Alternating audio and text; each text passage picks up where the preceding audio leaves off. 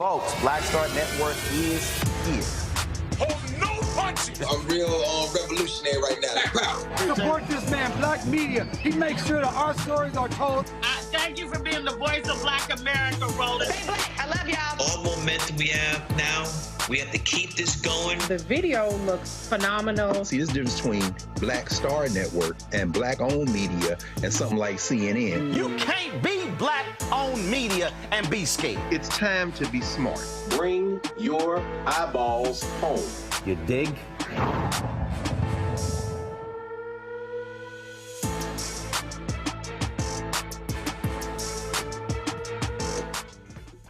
Tuesday, June 25th, 2024, coming up on Roland Martin Unfiltered, streaming live on the Black Star Network. What's happening in North Carolina? You have, of course, St. Augustine. You have Shaw. You have folks who are trying to take the land where Shaw is on, saying no need for two HBCUs in that particular city. We'll talk with folks representing both universities about the drama unfolding there and how white folks in North Carolina, they want the black land. We'll break it all down for you. Also on today's show, Virginia leader Senator Louise Lucas, Lord have mercy. She has some words for Governor Glenn Youngkin at yesterday's rally, focusing on the second anniversary of the Dobbs decision, which overturned Roe v. Wade. Also on today's show, we'll talk with a woman, an activist in Brooklyn, who both she and her husband have had thousands of dollars saved because of Biden's student loan program. Yet now two federal judges, both appointed by Obama, are halting parts of that student loan relief program. We'll tell you all about it. Also, Attorney General Merrick Garland today spoke in Ohio, where he also addressed the death of Tamir Rice. Today would have been his 22nd birthday. Also, on today's show, one of the leaders of the Fearless Fund, she is stepping down from the organization. We'll tell you why. And lots of upheaval at HBCUs. Florida Memorial President, he resigned on Friday. Interim president today named at Talladega. Also, what's going on at HBCUs? Lots for us to talk about. It's time to bring the funk on Roland Martin Unfiltered on the Black Star Network. Let's go. He's got it. Whatever the miss, he's on it. Whatever it is, he's got the scoop, the fact, the find. And when it breaks, he's right on time and it's rolling. Best believe he's knowing. Putting it down from sports to news to politics. With entertainment just for kicks, he's rolling. It's on go, roll, roll, y'all. It's Roland Martin, yeah. Rolling with Roland now. He's funky, he's fresh, he's real, the best, you know he's Roland Martin now.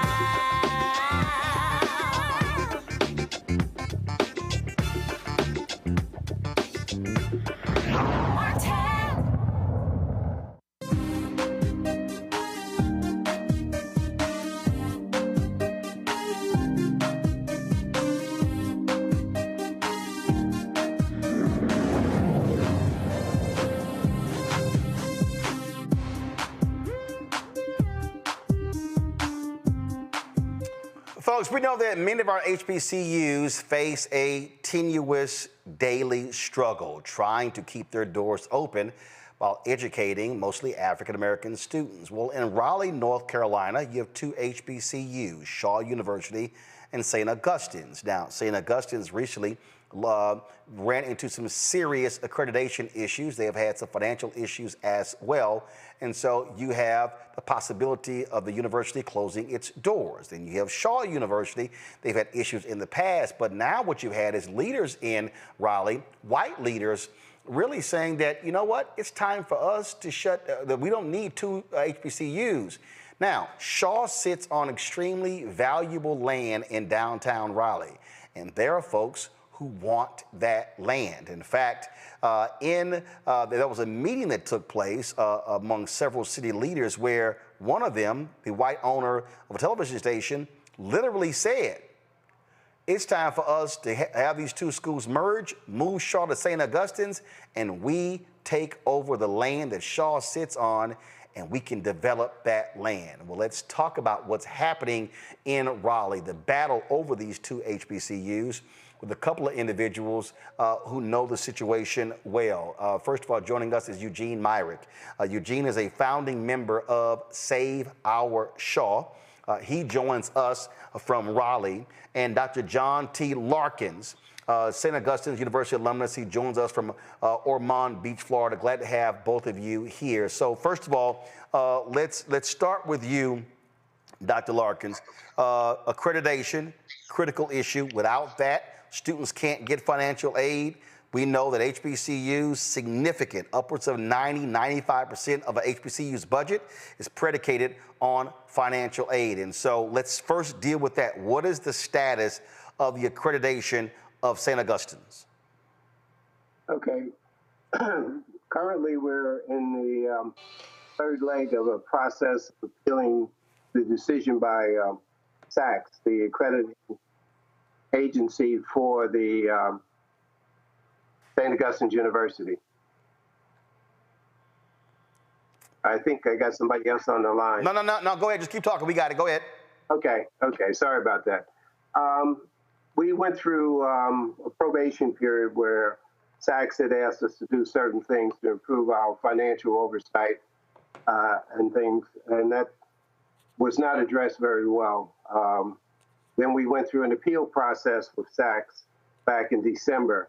SACS again turned us down. We're on the third leg. They put in a new process to try to help support some of our schools, which is called binding arbitration. And we're currently in binding arbitration, and the group will actually be meeting this week, I think Thursday and Friday. So we're going to hear something back from that. And that's sort of our third bite at the apple. If we can convince this arbitration group to come back, they'll go back to SACS and tell SACS that we probably should extend our probation or warning status. If we don't, then the only other recourse is legal action to try to get a stay against SACS and hold off the loss of accreditation for the next year or two. Quite honestly, I'm not overly optimistic about either of these. So we've been trying to do, a group of us alums, bring about some change that might inspire others to donate and give us another opportunity to correct some of the problems at St. Augustine's University. What is the current student body of St. Augustine's? Right. Well, last semester was a little less than, I'd probably say about 800 students. Okay. Dr. Larkins, let's talk about Shaw University. What's the current student body there at Shaw? I think that's Eugene? for Eugene, right? I'm sorry, my bad. Eugene, go ahead. So Shaw is currently probably under 1,000 students right now. Okay, probably under 1,000 students. Gotcha. So under 1,000, St. Augustine's about 800. Now, you have these two HBCUs in the city. Explain to people, again, who don't understand what's going on there, where Shaw sits and why there is such interest in the land of Shaw University. So let's go, because the first thing people are going to say is, why not call Willie Gary? Well, let's understand something. Willie Gary pledged $10 million to Shaw. He never gave. Well, first of all, let's be real clear. I would never ask that question because I'm quite familiar when he was on the Shaw Board of Trustees, where he pledged $10 million and did not follow through. Oh, no. So I'm familiar with the story. You would never heard me say call Willie Gary. Okay, so Shaw University is, once again, prime real estate in Raleigh. So I got to go back to November of 2019. There was a study they did with a company called Urban Land Institute. Now, understand something. There's a huge developer, a multi-billion-dollar Kane Realty. They trying to create a whole new downtown. They use the same Urban Land Institute at the same time. So the question is, did John Kane Realty, did they pay for this study? Because if you look at the Kane study, it says, oh, this is great. We're going to create jobs and affordable housing. But then when you go to the Shaw study, it says if Shaw doesn't liquidate 75 acres worth of land to get $10 million within the next 6 months, they're going to face systemic failure. So this was November of 2019. I just want to walk you through the process. Now think about it. They said do this within 6 months. The debt was $30 million to get $10 million. So Shaw would have lost 75 acres worth of land, have no money, and still be in debt and at the mercy of the developers. So here's the crazy part. Hold. Before you go forward, again, so when you said, they said you have a deficit, you need to sell this land in a period of time, who's they? Urban Land Institute did this study for Shaw University. Okay, Urban Land Institute did it for Shaw University. Yes. At the same time, they did a study for the Downtown South development. Gotcha. Now, during the exact same time. Urban Land Institute, are they black-owned? Who are they? No, it's a nonprofit entity, and they are what they say, Urban Land Institute, but they will tell you whatever you want them to tell you. So their mission for Shaw, and they put out a story in the News and Observer, front page, land rich, cash poor. So once again, this happened in 2019, November. One second. So Urban Land Institute was suggesting Shaw needs to sell the land. Yeah, 75 acres. 75 acres. Now, to get Roland, to get $10 million. Gotcha. Now, they didn't suggest that Shaw lease the land. No. See, Shaw can still own the land, and Shaw can lease the land to developers or whatever, but still retain ownership. They're saying sell 75 acres for $10 million. Now, yes. Did the Board of Trustees of Shaw, did they ever commission an independent analysis, or not even? So first, I'm sorry, for Urban Land Institute, who commissioned this analysis of the land of Shaw? The university did? That's a good question, because as far as we know, it was the university, but I'm pretty certain it was the developer that did it. I'm pretty certain, because not only do they have Urban Land Institute. So there's no paperwork. No, nothing has been presented to the alumni. Nothing. So Nothing. Urban Land Institute does an analysis, and y'all haven't seen any board minutes or whatever that showed that these folks were hired to do this? They gave a presentation of what they found.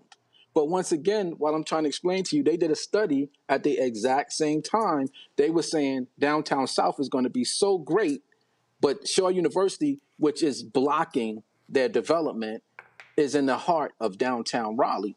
So get this, Roland. Within that 6 months, the horrible disease named COVID happened, and shut everything down. So in March, COVID took place. Out of COVID, Shaw got bailed out of his $30 million debt. Government wiped it out. Yeah. So one second. I'm gonna let you finish that. So for people who don't understand, and I've covered this a lot here, when the Biden-Harris administration forgave a number of construction loans for HBCUs, and as a result of those loans being forgiven, it greatly impacted the university's balance sheet. Give me 1 second, because I'm going to pull it up right here. Give me 1 second, so people can follow the numbers. And so this, for folks who know this show, y'all have seen me show you this spreadsheet on many occasions. Go to my iPad. This is the spreadsheet that I personally received from Congressman Jim Clyburn, which came from the Department of Education. And you see right here, these are all of the COVID relief as well as the American Rescue Plan funds that were received by various institutions. Now, let me go down here. You'll see right here, folks, this line here. Actually, I'm going to show you a couple. So first, actually, they're right on top of each other. So you see right there, St. Augustine's had $19.2 million forgiven by the federal government. Shaw University had $20.5 million forgiven. Now, if we go to the next line, you'll see there's a $1.45 million for St. Augustine's, $2.2 million for Shaw. Then the next, so you see these are the categories right here, folks. You will see CARES Act 1, CARES Act 2, and then you will see the additional programs, American Rescue Plan. So I'm just going to go right across here for people can actually see what the numbers look like. So you'll see the net 1.75, 1.75, 2.75, 2.2, 3.5, 2.1, 3.23, 3.9, 5.9, 4.0, 5.9. So in terms of federal government relief, from the CARES Act as well as from the American Rescue Plan, St. Augustine's received $34,960,619. Shaw received $44,188,477. So as a result of that, you're saying that the debts that Shaw had were wiped out as a result of the proceeds that came from the Biden-Harris administration. Correct. Go ahead. In addition to wiping out the debt, the CARES Act gave Shaw $11 million in addition to PPP funds. So fast forward 5 years later, how is it that you still operating off the same plan? So they just put out some information. Oh, we're going to continue with the recommendations from Urban Land Institute. First of all, when you say they, you mean the Shaw University Administration. The Shaw University Administration. Go ahead. So why would you be operating off a plan when you were $30 million in debt, when these people told you to liquidate 75 acres of land to get $10 million and you would have still been in debt? So right now, there's a development that just got sold downtown, a little more than less than an acre, sold for more than $20 million that they're going to put a $400 million development on. Shaw has 27 acres in the heart of downtown, in addition to another 35 acres a mile away. Wait a minute. So you're saying a one acre plot of land sold for more than $20 million in downtown, but this Urban Land Institute was recommending that Shaw sells 75 acres for $10 million. Correct. And then they estimated our land that we call Shaw Farm, which is also in Raleigh, Roland, less than about a mile away from the university. They estimated that that land was worth $1 million. It's anywhere from 35 to 40 acres, 35 to 40 acres. They estimating it's worth $1 million. All right, so let's talk about this meeting that took place where a television station owner allegedly said we need to combine these institutions and sell the land. Were either one of you in that meeting, familiar with that meeting? What can y'all tell us about it? Well, this is what I can tell you. So I have a fraternity brother, and I'm an Omega man. I'm glad to sit here with you two good alpha men here. I'm an Omega man. And so he was in dialogue with folks at St. Aug about trying to get them some funds to help alleviate their situation. And he was privy to that information over a month ago, where he was asked, well, something going on with your president. We're sitting in a meeting, and they're already telling people that they're in a position to start acquiring St. Aug's property. So they are literally to the point now where they're saying folks out here basically blocking St. Aug. Now, I realize that the folks at St. Aug are dealing with their own issues with the Board of Trustees, and I'm telling them two things can be true. Y'all can have an issue with the Board of Trustees, and at the same time, Shaw can be blocking them from getting funding that they're trying to receive to try to bail yourselves out. So I wasn't at that meeting, but I had already forewarned the folks at St. Aug that this is what was already being said. So here's what I don't understand here that jumps out at me. And Doc, if you could speak to this here. Okay, so I understand what's happening at St. Augustine's. I get that. But what the hell does that have to do with Shaw? And why are folk not affiliated with St. Augustine's and Shaw, who are not black, who are not graduates, having conversations about what to do with these two institutions and plotting to move forward? What's going on here? Yeah, that's an interesting question. I was not at the meeting either, but I did get feedback from some folks who were there at the meeting, and I think it was a bit of a surprise to our chairman and interim president about the meeting. But I know for a fact also that there have been meetings in the past concerning the land at St. Augustine's University and Shaw University. We have approximately 106 acres for the campus, and we also have some off-site properties, off-campus properties that we own. And the university, unfortunately, has been in such bad financial scrapes that they've been looking at ways to collateralize some of those properties. But when you're in a bad financial situation, people tend to want to take advantage of that. And Roland, I can add to that. I hate to cut you off, but let me add to that. So we have Dr. Dillett, who was brought in at the president of Shaw. One of her first orders of business was she sold WSHA to a private bidder. It didn't go on the market. We have alumni that's worked in New York, LA, Chicago. We have alumni in music. It was sold for $3 million. And so, one second. So again, so I'm familiar with that too. So folks, so that was a radio station in Raleigh that had wide coverage around the city. Yes. Radio properties are extremely valuable. This was not a low power radio station. Owned the tower and everything. And so they sold it for $3 million, and many other analysts said they could have easily gotten anywhere from $10 to $30 million for that radio station. Once again, we have bad leadership that are doing bad business, and we can get into that. So Dr. Dillett, once the radio station was sold, said we're going to be all digital, state of the art, new equipment, new studios. We're going to go online. We didn't do any of that.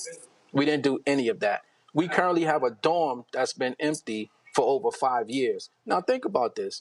There are students, for whatever, for obvious reasons, that are fleeing St. Aug, but they're going to Central, they're going to Fayetteville State. Shaw is literally right across the street. Why do we still have empty dorms? Well, first Dr. Dillett said nobody knows where Shaw University is. Now, I went to Shaw from 90 to 94. We had over 3,000 students. So nobody knows. Then she said, the dorm is so bad that nobody can live in there. Then she said the dorms are being renovated. So then they went through this whole rezoning process. Roland, I'm going to send you the rezoning so you can see for yourself. Already in the rezone, baked in, is a public street for the city of Raleigh. Also baked in, it says Shaw is going to house 100 students in the third building for 5 years. Is this what they announced as the Shaw U district? Yes. So folks, at least go to my iPad. So folks, you'll see this was the press release sent out on May 9th, 2024, where they announced again this Shaw U district. This is the website right here where they laid out exactly what it is as well. Go right ahead. So the problem with this is the university's charter specifically states that Shaw's land is to be used for institutional purposes perpetually. To do the rezoning, they changed it from an institution to a business district.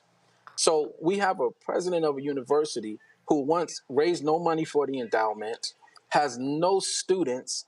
The students are actually protesting living conditions, locked the Muslims out of the mosque, but yet she sits on the Downtown Raleigh Alliance as the chairperson with these same business leaders, Roland. How is she serving as the president of Shaw University and the chairperson for the Downtown Raleigh Alliance? There's some backdoor deals taking place. And I believe that these things have taken place in 2019 and COVID stopped it.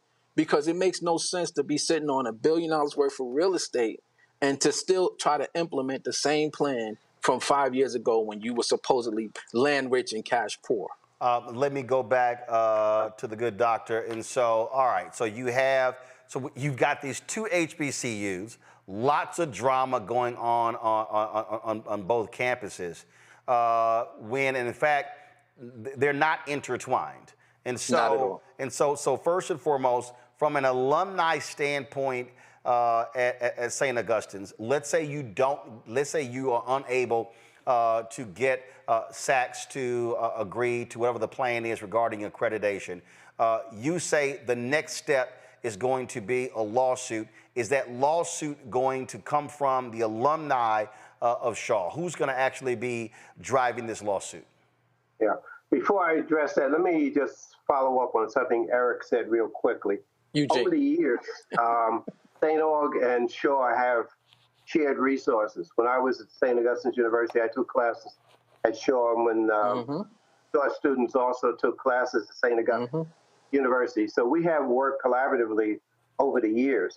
And it was possible, if people got their heads together, to figure out a plan to use some of our dormitories to house students from Shaw University. Well, because first of all, let's be clear. Football field. I'll give you a perfect example. I gave the commencement at Wilberforce, and so Wilberforce actually rents or leases, if you will, dormitory space from Central right across the street. Yeah. Go ahead. I know Dr. Van Newkirk quite well. Yeah. We've worked collaboratively in the past. I think there have been some powers that be that aren't pushing or prefer not to have us work as collaboratively. So we need to share resources, and it's easy to do if people sit down at the table and work together.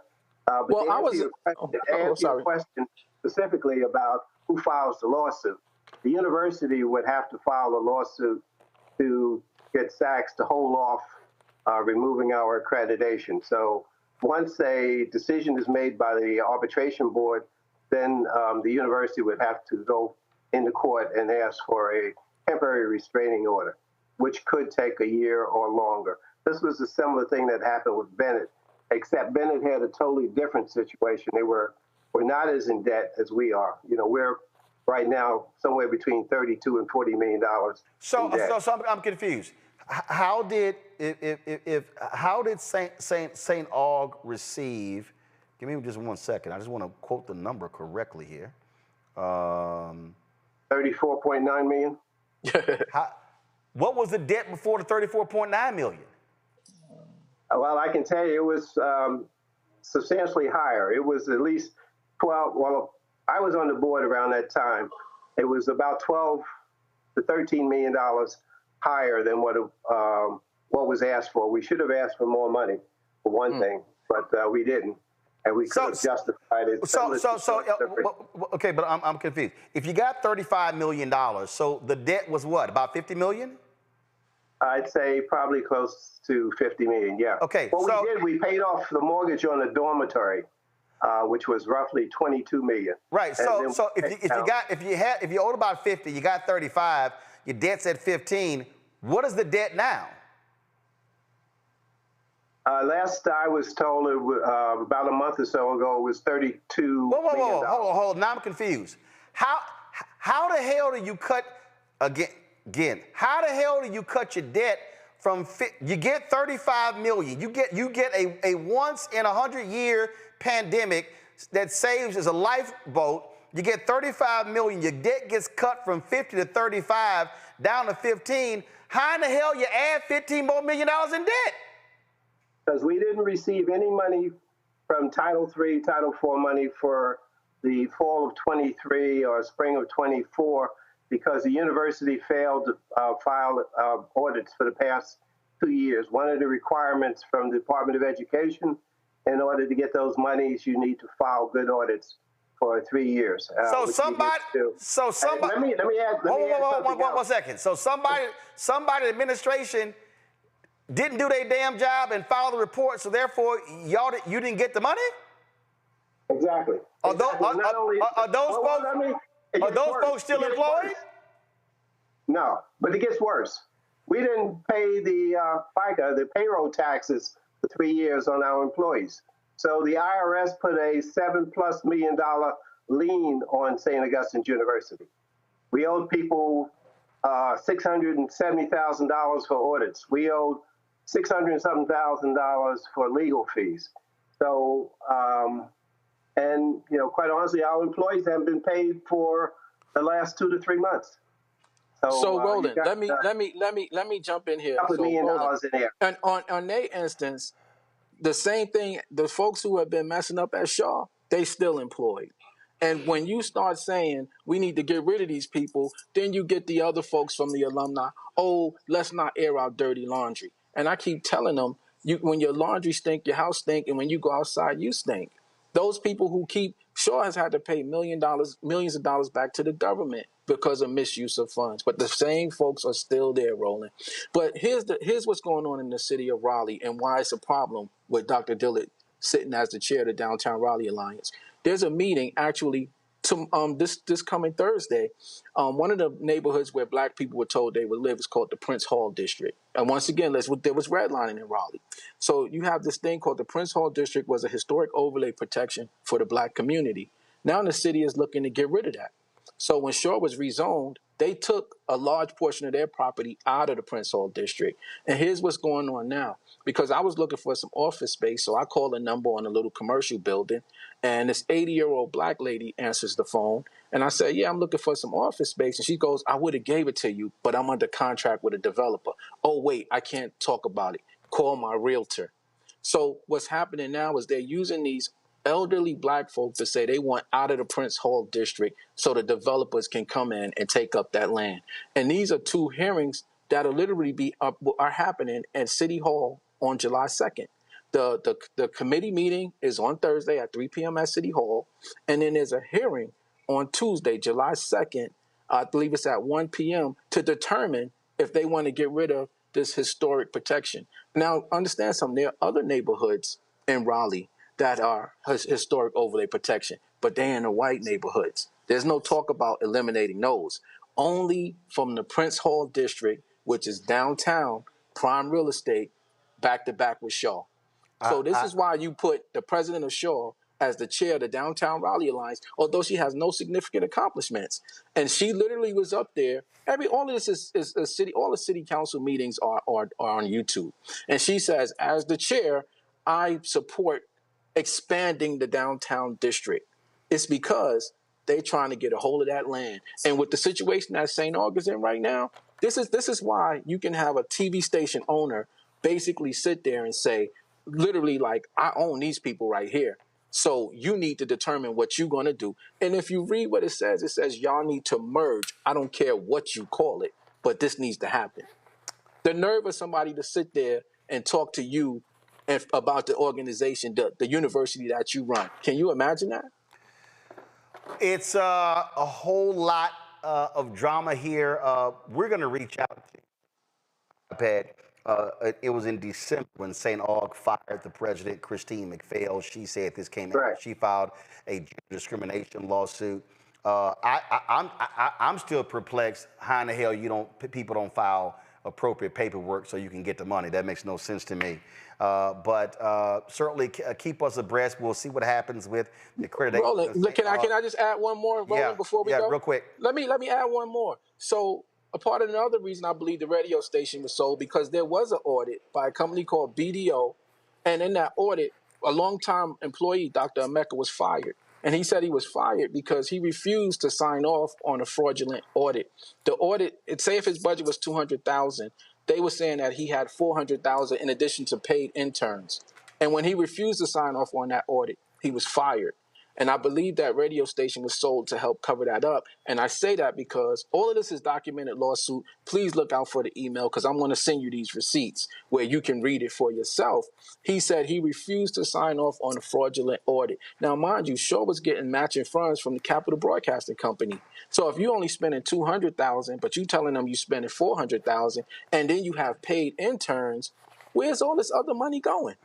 Where's all this other money going? And I'm saying that to say these people are still in place at Shaw University. So now they're elderly, they're sickly, and we literally had like 3 board members die in the last 5 years. These people are trying to cash out before they check out, Roland, and they don't care what's left behind for the rest of us with these universities.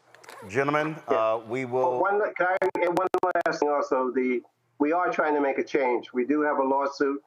The Save SAU Coalition, which is mainly alums, former SAU employees, students, and parents, to have a change in the board such that we can reconstitute that board and bring some better business acumen to the way the university is run.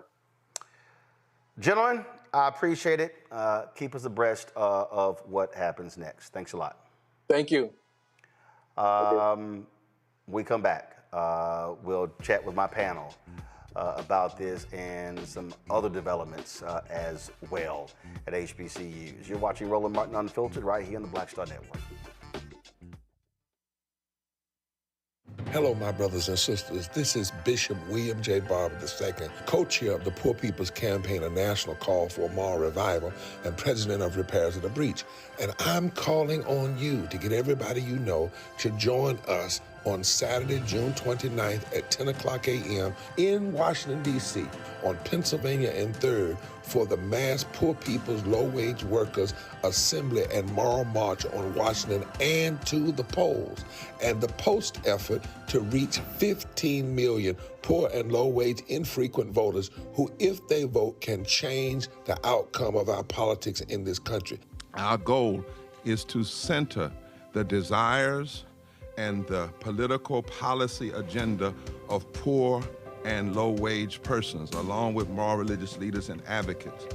Too often, poor and low-wage people are not talked about, even though in this country today there are 135 million poor and low-wage persons. There's not a state in this country now where poor and low-wage persons do not make up at least 30% of the electorate.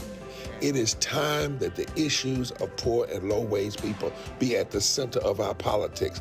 Living wages, health care, things that matter in the everyday lives. We will no longer allow poverty to be the fourth leading cause of death in this country. We must let our voices be heard. Join us. Go to our website, www.poorpeoplescampaign.org. RSVP. Get others to come. Get a bus. Get a van. Get on the train. Come and let our voices be heard and our votes be felt. Lift from the bottom so that everybody rises.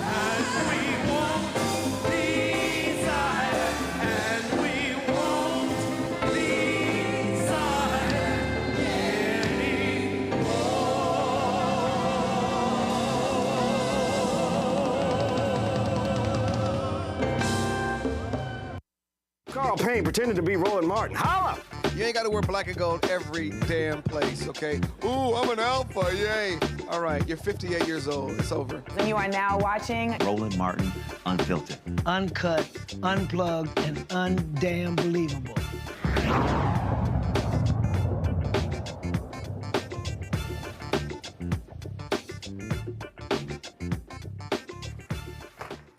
All right, so my panel, Dr. Mustafa Santiago Ali, former senior advisor for environmental justice at the EPA, joining us out of Washington, D.C. Randy Bryant, DEI disruptor, also out of D.C. Joe Richardson, civil rights attorney, joining us out of L.A. Glad to have all three of you here. I will start with the Tuskegee graduate, Randy. There are about 107 HBCUs, Randy. I have personally been to 58 of them.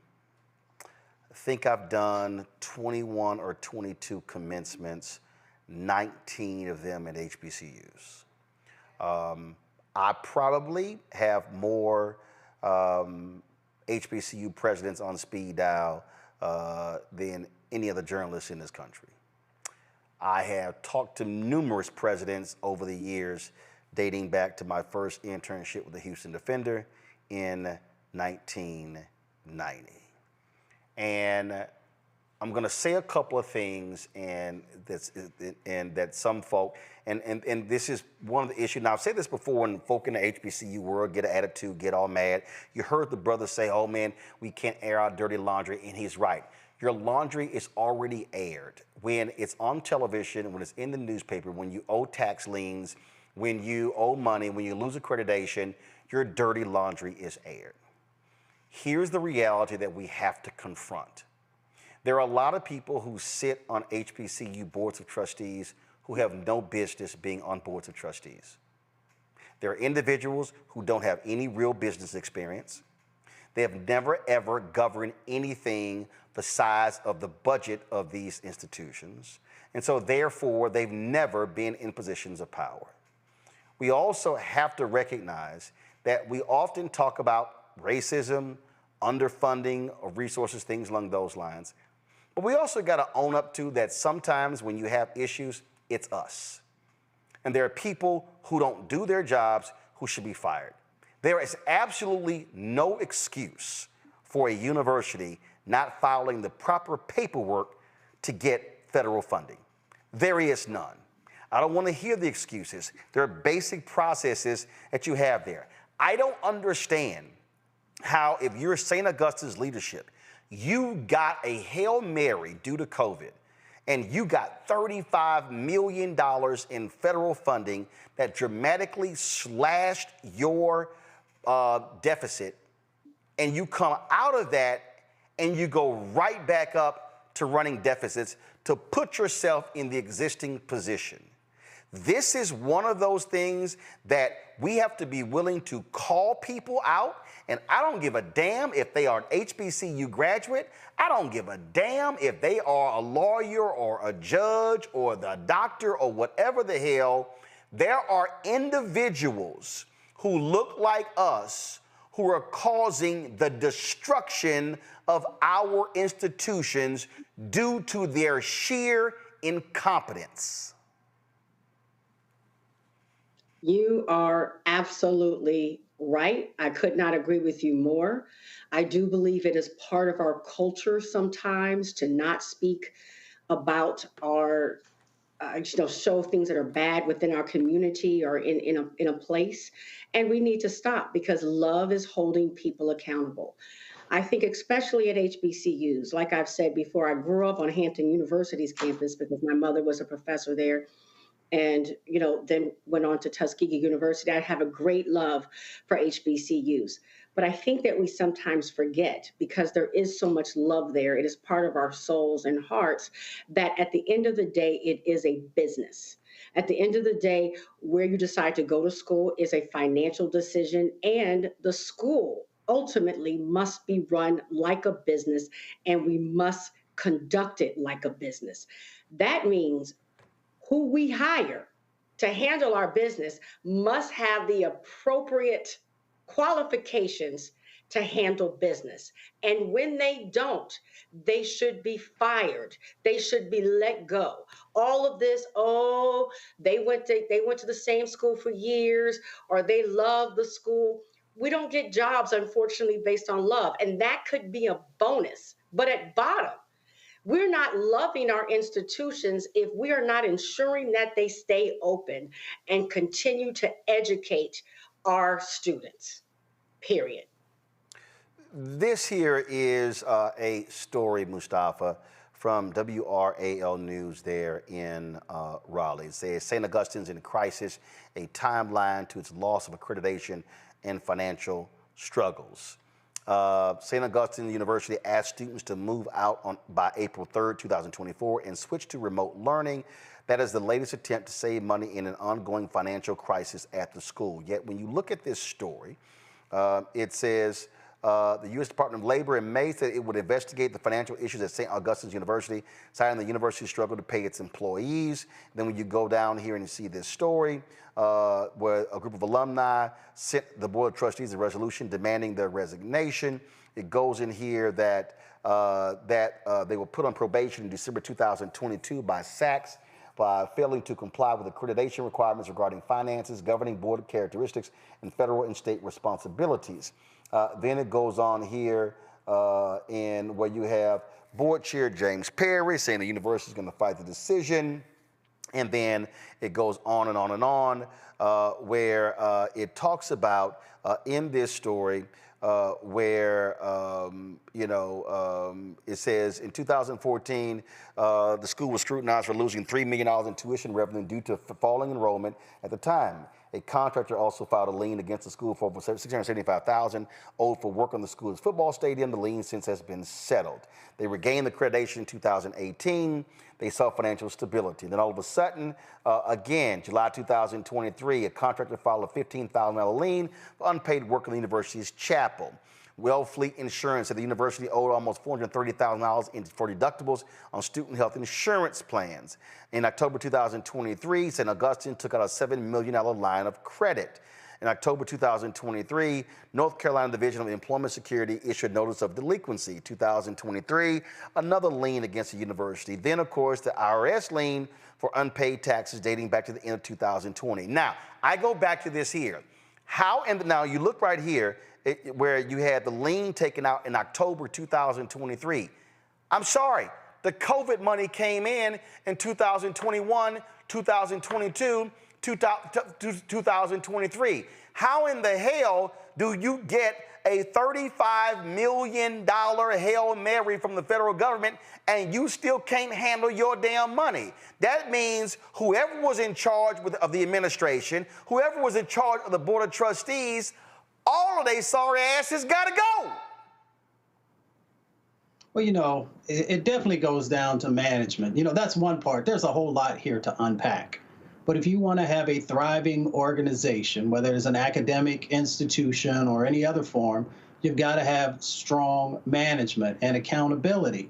So, yes, individuals who are part of this, who, if they're still there, folks need to take a strong look at them and make some decisions if they have the skills that are necessary to lead, you know, a premier organization. And many of our HBCUs are premier. There's just different needs that have existed inside of that space. We see examples of institutions, our institutions, that have went through both financial and other types of challenges who have been able to come back. Morris Brown is one example down at the AU Center, which has been able to navigate these types of challenging situations. But there's more that's there. I mean, you know, we can't take away the fact that in many instances, these institutions, our institutions, have often been underfunded, which has created these ripple effects. So yes, you got to have strong management now to deal with what's going on, but we also, of course, have to understand historically how many of our institutions became destabilized, and when we find ourselves in this moment. I mean, there's a deeper conversation about some of these dynamics that are going on in relationship to people trying to take the land. And if you look at the history of North Carolina, that's not so unusual when it comes to Black communities and Black organizations. But we're focused right now on how do we help this institution to heal, and how do we make sure that they have what's necessary to move forward. Now, the last point that I'll make is that the board, you know, they have a huge amount of responsibility. I sit on 11 boards, and a part of that is financial oversight. So if you're not doing your job in that respective space, then you also need to look of getting individuals who either have those skills or who are willing to do the hard work and make the hard decisions. You know, the thing that jumps out at me on here, Joe, is again, when I look at St. Augustine's situation, I mean, it takes a lot to lose your accreditation.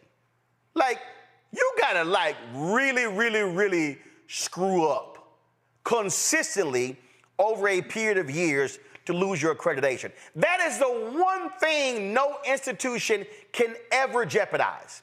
Why? Because your students can't get a financial aid. You have to be accredited for them. When Morris Brown lost their accreditation, they were in the wilderness for more than a decade, and they had 2 and 3 students there because they literally could not, you don't have accreditation, you cannot get federal financial aid, which is the lifeline, the lifeblood of nearly all HBCUs. So you got that. What's happening over at Shaw, that's a different deal. And so I totally understand the brother demanding some answers. And here's the question, and it jumps out at me. I'm sitting there going, hold up. You got valuable downtown land at Shaw, and somebody's recommending you sell it for $10 million and 75 acres? Yeah, I'm gonna give you the side eye there. Again, this is one of those things where you need full transparency, because you can't be asking people to donate and support an institution if they're unclear as to how the money is being used. You know, a lot of us, you know, we're out on the West Coast, and we heard about what was going on with Bennett all those years ago, and we donated. We've got money from all over the country. You know, I went to a small liberal arts college here in Southern California, and I pay attention a whole lot to how they're dotting the I's and crossing the T's.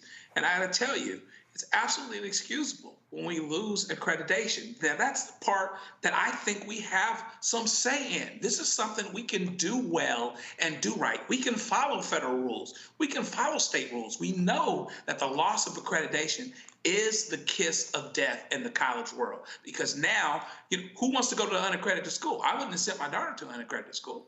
So the second your school becomes unaccredited, loses its accreditation, anybody that's there that wants their degree to mean something is going to transfer.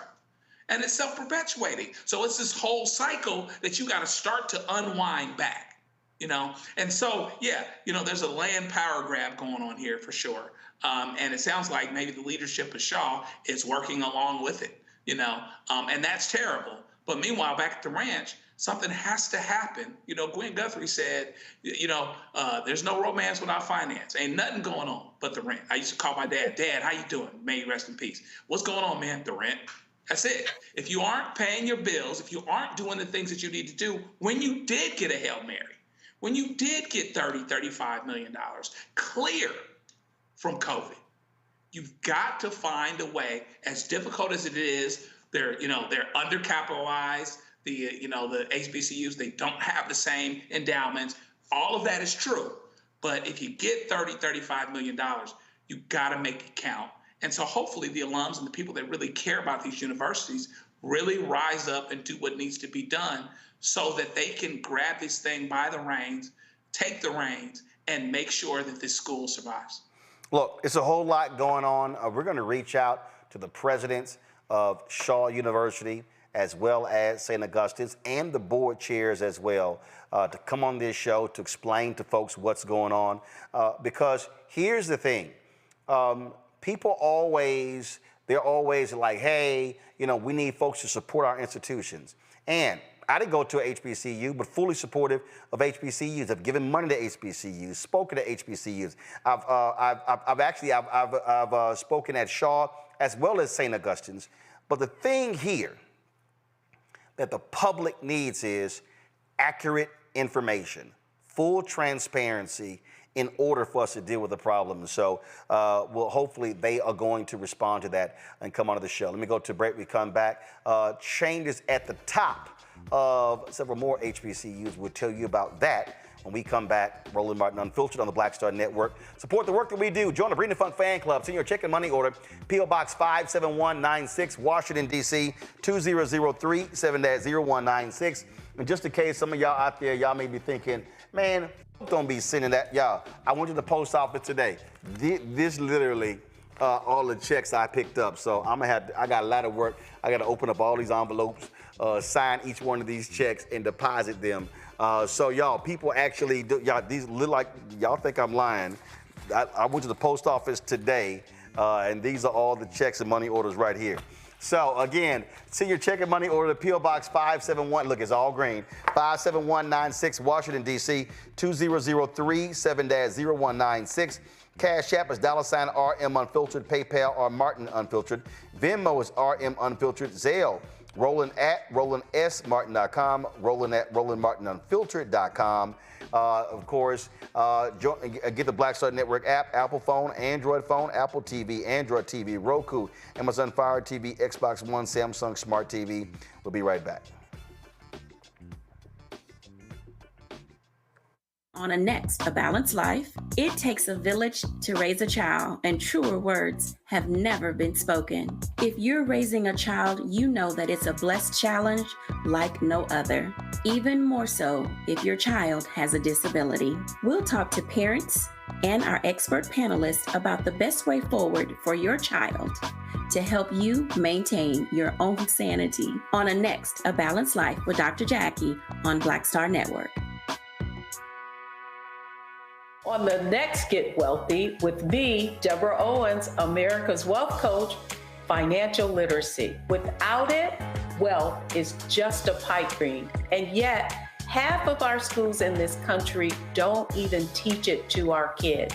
You're going to hear from a woman who's determined to change all that, not only here, but around the world. World of Money is the leading provider of immersive financial education for children ages 7 to 18. We provide 120 online and classroom hours of financial education. That's right here on Get Wealthy on Black Star Network.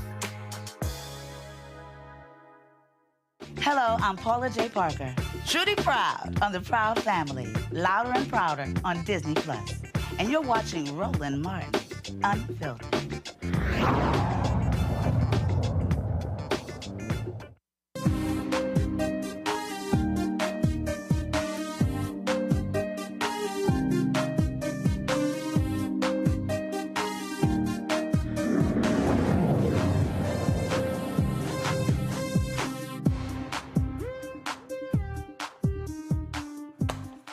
folks, change at the top of a couple of HBCUs. Go to my iPad. Florida Memorial University, Dr. Japhis Hardrick has resigned from the university.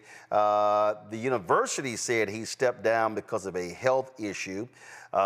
He is going to stay as president. William McCormick is going to be the interim president until the Board of Trustees fills that role. Hardrick actually was doing quite well there.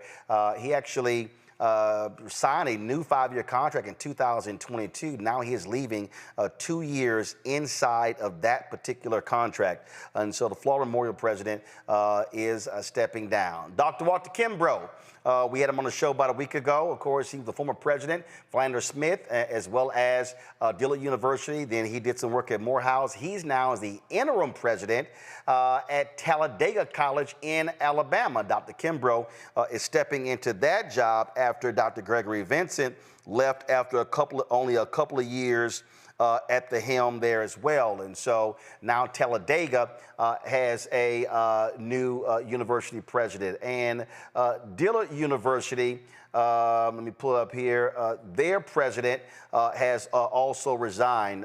Dr. Rochelle Ford, she has stepped down after only a couple of years as president. According to this story here, that it says here, she is stepping down as president to focus on her health and family. She had only been the university's 8th president for 2 years.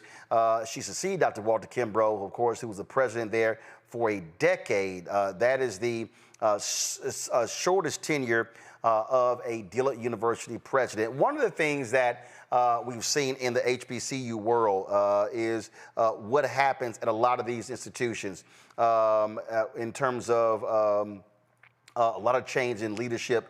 Michael Sorrell, give me 1 second, I'm gonna pull this up.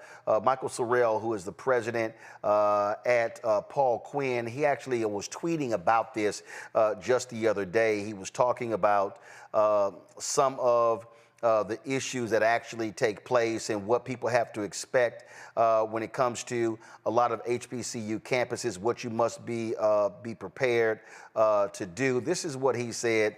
I read a series of tweets about the turnover of HBCU presidents. The fact this isn't a new issue. Our jobs are hard and they aren't going to get easier. The resilience needed to operate in this space as a leader must be met with an equal resilience by all the stakeholders. He says, but that is rare. Typically, the folks who make it to the seat are people who have track records of academic success. It turns out that academic success isn't really what's needed to persist in these roles. To me, one needs to have the ability to understand failure and what it feels like to stand alone. At under-resourced institutions, failure lurks around every corner. Because of it, we learn to distinguish between difficult, unlikely, and impossible, a very valuable skill. None of this is meant to belittle the well-established reasons that cause turnover. These are hard jobs and often with unrealistic expectations. Many of the jobs are made worse by poor fits and a lack of a supportive infrastructure. Peer support is so important for a lasting tenure. I'm forever grateful for my crew of brother and sister presidents who provide safe harbor and so much more. Mustafa, I want to start with you. The thing here is, and let's be real clear. Have I ever worked at HBCU? No. Have I ever desired to work at any college? Absolutely not. I was an adjunct professor for a couple of years, University of Texas at Arlington. But I do liken dealing with an HBCU to running black newspapers. And that is, one, when you come into a black-owned media institution, you have to, one, understand the culture, understand the history, understand the reality of being under-resourced. But then you also have to come with a sense of reality of how do you now rebuild and reconstruct. A lot of times, and I'll be very clear, and I've seen this in both instances, individuals who come from mainstream media outlets, who come from PWIs into the HBCU culture, it's culture shock because they are expecting all these other different things. Well, if you don't come in and do the real analysis, then you're gonna have a serious problem. The other thing is that you also have to come in, to a point that Randy said earlier, you have to come in not as an academic person, you gotta be a business person. You have to understand the reality of what you're walking into. And I dare say, and I reached out to the president, Florida Memorial, who's a brother, who's an alpha brother. I have not reached out to Rochelle at Dillard. But I'm telling you right now, when you serve a couple of years as president into your tenure, and you leave before that 4 or 5 years, that was an underlying problem. But you see, Michael Sorrell said it. You also may not have a good fit. This is why it's incumbent upon having real folks on your boards know what you're looking for in leadership to pick the right person to lead an institution in the future. Great insights, and I enjoy listening to the things that they share. You know, it's always interesting. I've known a few of the HBCU presidents. I've watched them over the years. You know, it's a job almost like the president of the United States, where you see someone come in, and if you see them 3 or 4 years later, you can see the enormity of the pressure that was placed on them. And to be effective in those positions, not only do you have to have great business acumen, you got to be able to also raise money. You have to be a cheerleader. You have to be a forensic accountant. You have to also, in many instances, be a counselor and a social worker and a number of other things that often are required in those positions. It shouldn't be that way, but it is. So, as you said, you got to have that team that's around you to be able to have real talk about the sets of challenges that are there. And of course, if you're somebody who is serious about moving into that position, you've already done your research before to know where the strengths are in the organization and where the gaps are, and hopefully have a somewhat of a strategic plan about how you want to move forward. I mean, it is a position that is not for everybody, but for those who can navigate it. I mean, the positives that come out of there, of all the lives that you can touch, both in the community where your footprint is and those students, is something that's immeasurable. But it's not made for everybody. And one of the things that happens that is quite unfortunate, Randy, is that when you have this level of turnover, a new president after 2 years or 3 years, and this thing consistent, you have instability among an organization because you've got staff coming in and out, you've got new vision, you got a whole new vision, throwing the old vision out. And so in order to build a lasting institution, you've got to have stability in leadership. There absolutely has to be consistency and stability in leadership and, a support system. I think that's oftentimes the problem is when somebody new steps in, it's not like it is with the president of the United States. You oftentimes are with the old administration, and the old administration oftentimes can be slow to jump on board or to accept and embrace change.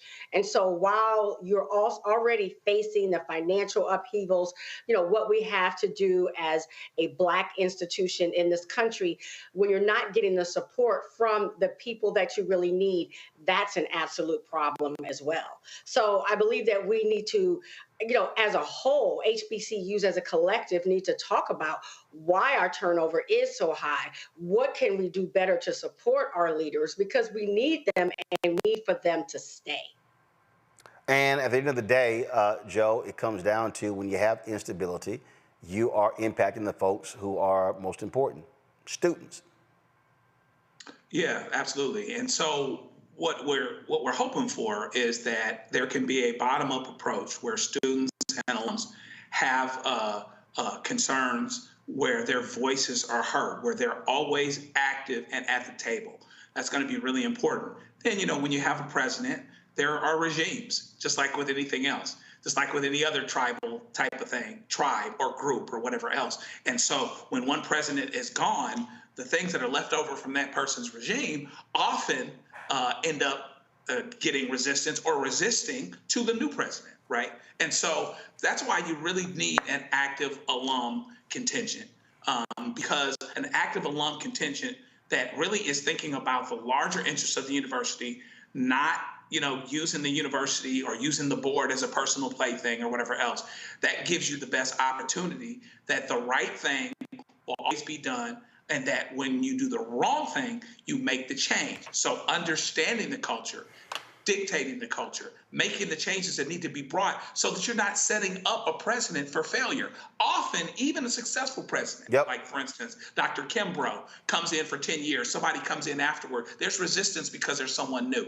So you have to really, hopefully, have an active intention that helps you. Well, you got resistance with someone new, but also you got new people who come in and want to turn over the apple cart just because, and they sometimes could screw stuff up. So it's all that goes into it. All right, y'all, hold tight 1 second. We come back. We're going to talk about student loan debt relief. One, a sister and her husband, boy, they are excited with the student loan debt relief that they receive.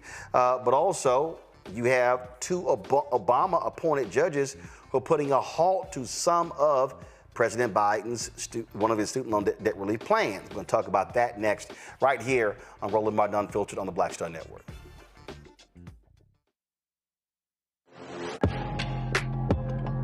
A lot of y'all have been asking me about the pocket squares that we have available on our website. You see me rocking the Shibori pocket square right here.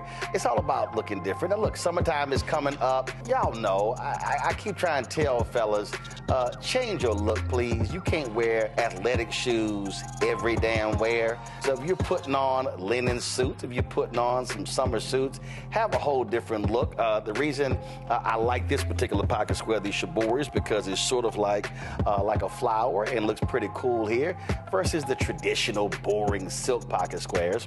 But also I like being a little different as well. So this is why we have these custom-made feather pocket squares on the website as well. My sister actually designed these after a few years ago. I was in this battle with Steve Harvey at Essence, and I saw this at a St. Jude fundraiser. I saw this feather pocket square, and I said, well, I got some ideas. So I hit her, and she sent me about 30 different ones. And so this completely changes your look. Now, some of you men out there, I had some dudes say, oh, man, I can't wear that. Well, if you ain't got swagger, that's not my problem. But if you're looking for something different to spruce up your look, fellas, ladies, if y'all looking to get your man a good gift, I've run into brothers all across the country with the feather pocket squares saying, see, check mine out. And so it's always good to see them. And so this is what you do. Go to RolandSmartin.com/pocket squares. You can order Shibori pocket squares or the custom-made pocket squares. Now, for the Shiboris, we're out of a lot of the different colors, and I think we're down to about 200 or 300. So you want to get your order in as soon as you can, because here's what happened. I got these several years ago, and the Japanese company signed a deal with another company, and I bought them before they signed that deal, and so I can't get access to any more from the company in Japan that makes them. And so get yours now. So come summertime, when I see y'all at Essence, y'all could be looking fly with the Shibori pocket square or the custom-made pocket square. Again, RolandSmartin.com/pocket squares. Go there now.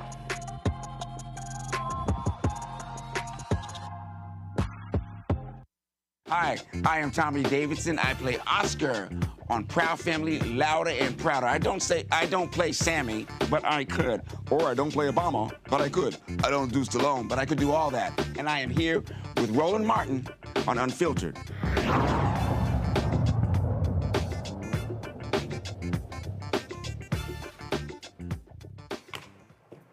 All right, folks, the Biden administration will appeal two court orders blocking key parts of its student loan repayment plan. Two federal judges in Kansas and Missouri, both appointed by President Obama, have temporarily halted the U.S. Department of Education from implementing major provisions of the Saving on a Valuable Education plan, or called SAVE. Now, until the cases are settled, the Biden administration cannot forgive any more debt under the new income-driven repayment plan or further reduce borrowers' payments in July as scheduled. More than 8 million loan borrowers have enrolled in SAVE since the Biden administration launched it in 2023. The Education Department has already canceled $5.5 billion of debt for 414,000 borrowers.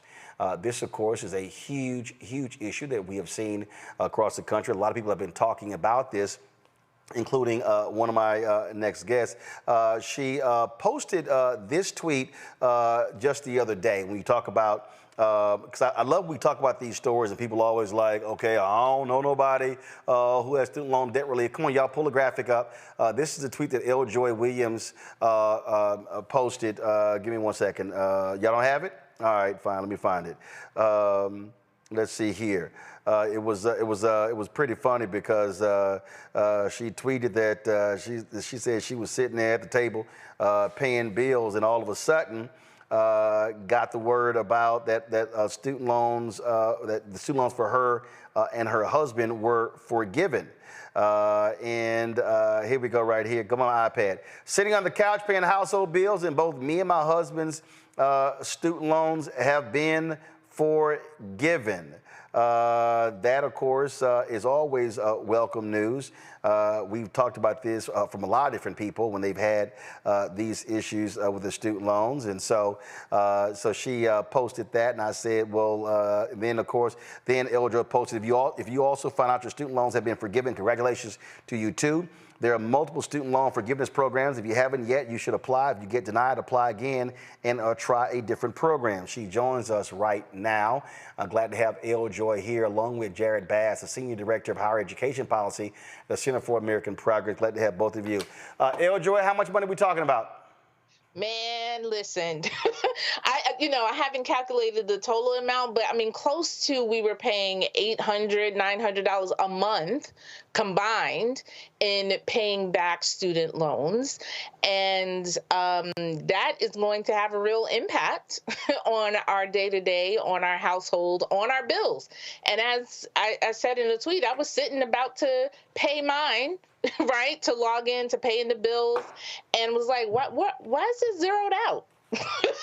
What is happening? And so I'm looking through the account. So you hadn't gotten one of those letters saying, hey, your debt has been forgiven? I probably did. It's just in the stack of mail that's on the... Joy, you got to check your mail. It's probably in the stack of mail. So it's just stacked up, and I'm going through and looking through, and I was like, everything seems to be zeroed out. And then my husband was like, yeah, mine is zeroed out too.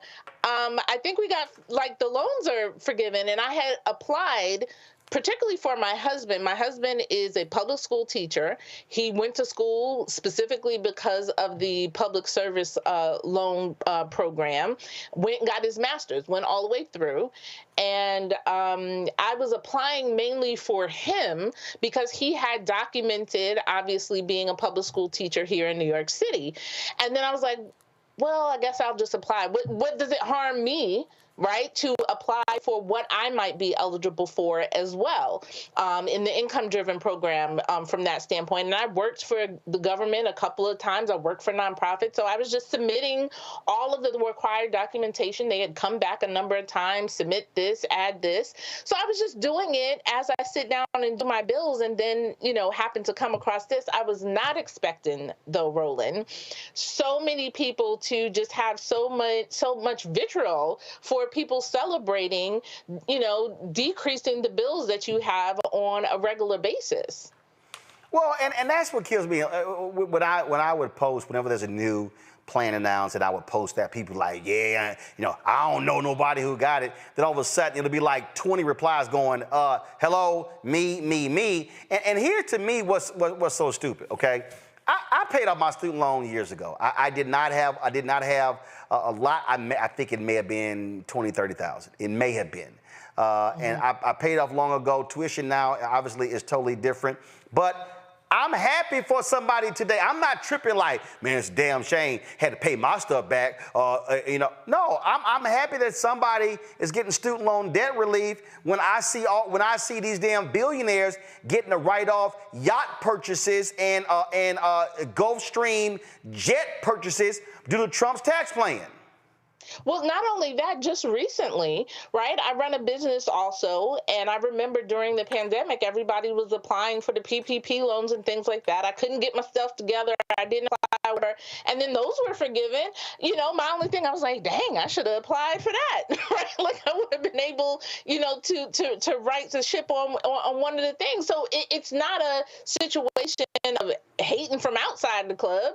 It's being able to celebrate the fact that people are able to take advantage of these programs. And the other thing, the other undercurrent, which I think is also a lot of bots, right? Where people are talking about, oh, this is Biden buying votes, right? As if he he's and choosing by name who he is forgiving loans for, or that is somehow reparations to Black people, right? To that only Black people are eligible, and not that this is a program that if you meet the requirements and you apply, you also can enjoy. And so I hope that there are not people that are so, staunchly opposed that you're just going to continue paying that student loan debt instead of applying for a program that you and your family may qualify for. But you also had to make clear, stop running your damn mouth and sit your ass down and apply. See, that's the other thing. You had to post a tweet saying, okay, you got to apply. You got to do some work. It ain't going to happen just because.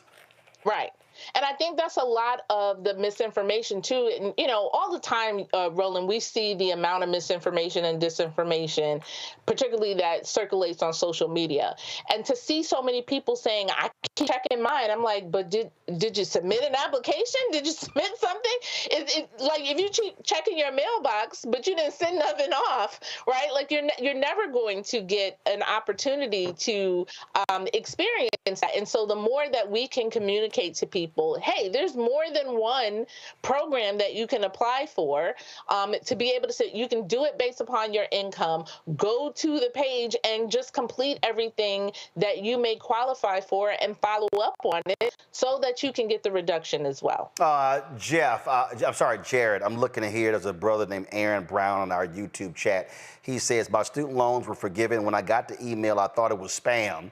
A total of $200,000 of loans and interest was forgiven. What a lot of these conservatives and Republicans are complaining about when they're sitting here going, oh, the taxpayers are having to foot the bill. If they actually look at the program, a lot of this is interest. Explain that to the folk who don't understand what's going on. Yeah, so under some of these plans, they basically will base your student loan payment based on the amount that you make per year, but sometimes that doesn't actually cover the full costs of your loan. So some of it's going towards interest, and most of your payment is actually going toward interest and isn't even hitting the principal. So all of that just keeps, getting capitalized and what we call amortized. So that's not free. Let me be real clear. That's not free money people are getting. When you cancel interest, that's not like we gave you $150,000 and so therefore, we're canceling, we're giving you free money. That's interest. That's money that's not actual money. Yeah, so it's basically they charge you for taking out money to better yourself, and then they tax you after you get the job to be able to, live your life. So basically, it's the charge that you get just for trying to get opportunity, trying to better yourself. And so for a lot of people, they see the amount that they borrow or the borrowed will continue to grow, so they end up owing more than they originally took out. And this is especially true for Black borrowers and borrowers of colors. Some 12 years after they enter repayment, they actually see that they will owe more than they originally took out on their loans. When we look at these programs, and for people who don't understand government, and they need to understand this, when Trump was in the Oval Office, you've never heard me call him President Trump. I wouldn't even call him that to his face. Hell, I wouldn't even call him Mr. Trump. All I said was hi. When we talk about programs, when he instituted his tariffs program, which, by the way, American taxpayers paid for. When you impose tariffs, China don't pay that. Consumers in the United States pay for it.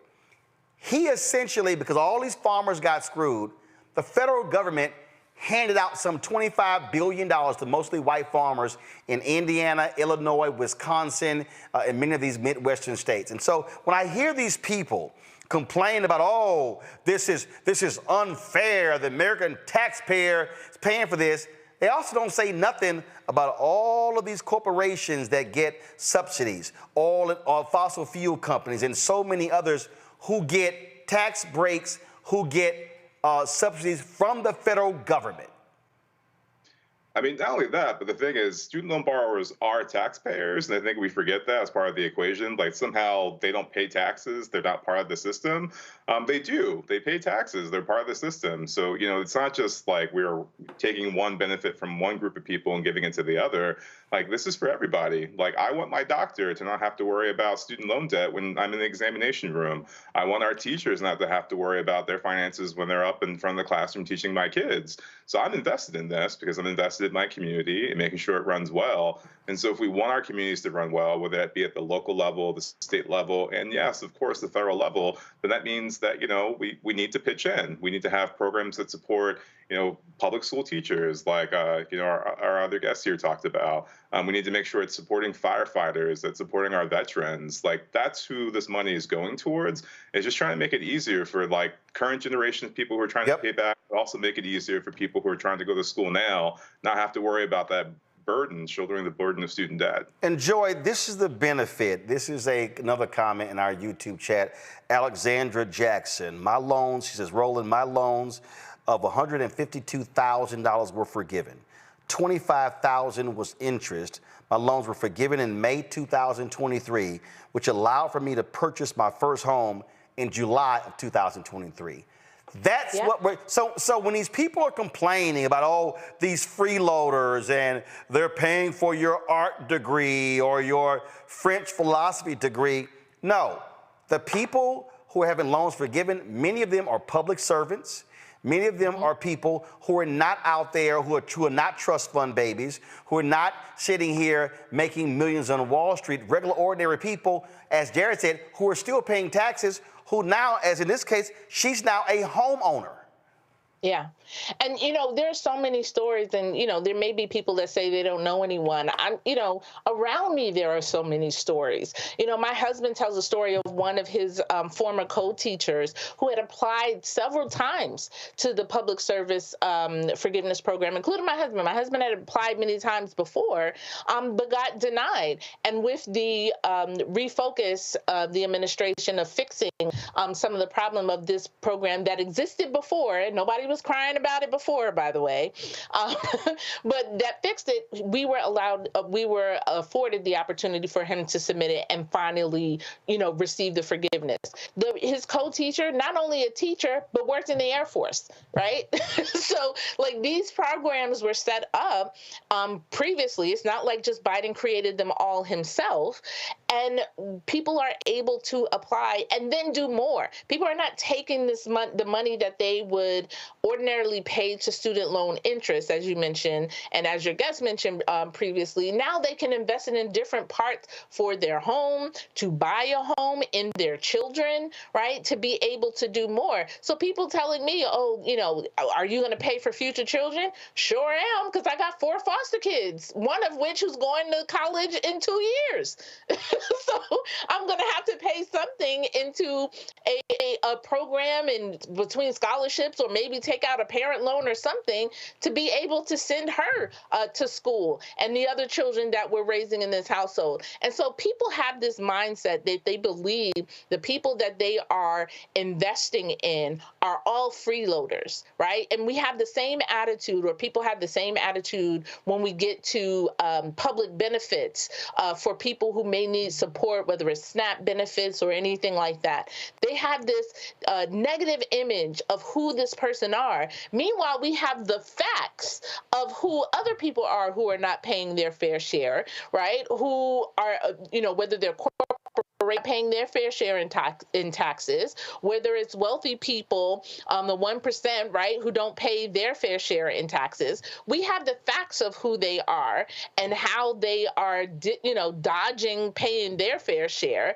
Meanwhile, we would prefer to demonize the parent, the teacher, the Air Force veteran, or any of them because they receive public benefits or forgiveness of interest of their loans in order to further the support for their family. Really what this is about, Jared, let's be real clear when we talk about Republican and Democrats battling over this.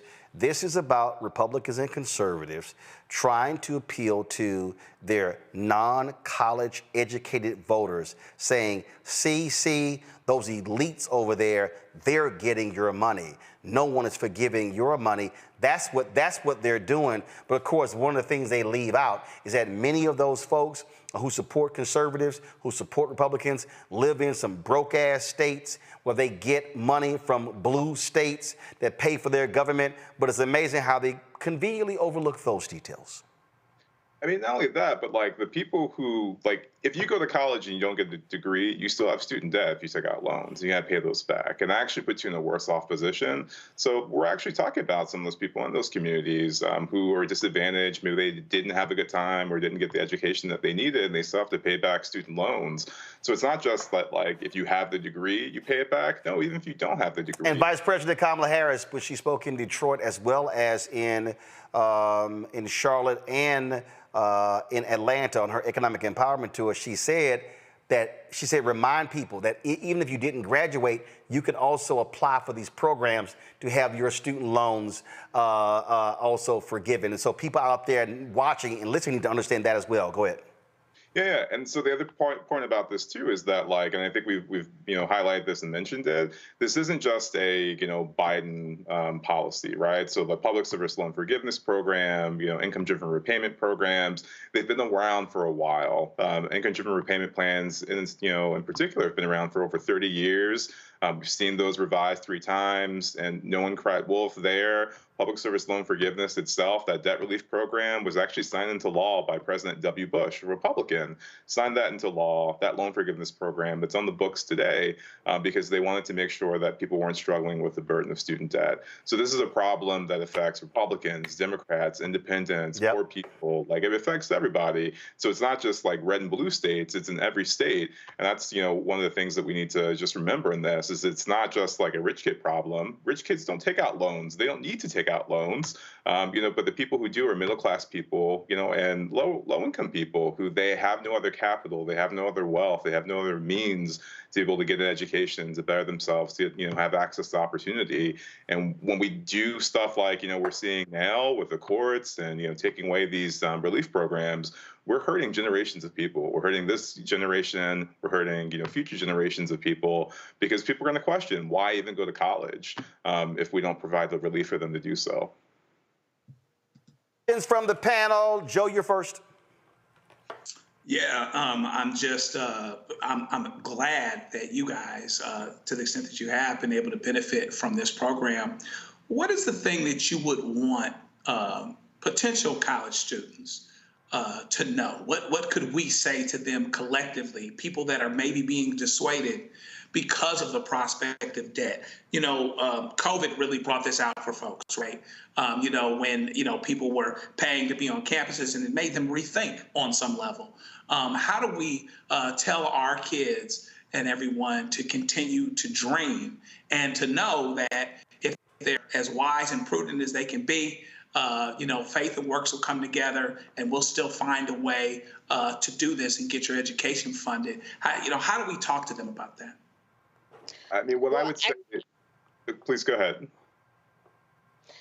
I can just give the real world example of counseling not only our foster children, but other children in the community, and say, it's your responsibility to dream your future, and it's the community's responsibility, and everyone, your adults, your caregivers, to make sure that you have the resources and the opportunities to actually pursue that dream. And so I would say, don't be limited, right? Don't limit your dreams. Don't limit your possibility about what's possible or what you can't see.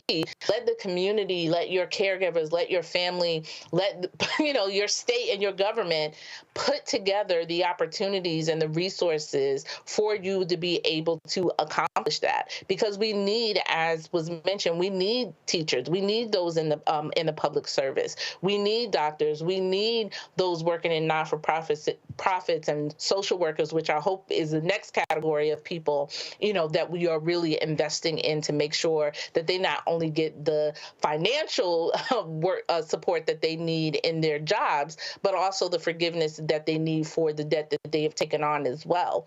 So that is their responsibility, is to continue to dream, and it's the community's responsibility, elected officials' responsibility, their caregivers' responsibility to make sure they have the opportunity and the resources in order to make that dream a reality. Mustafa?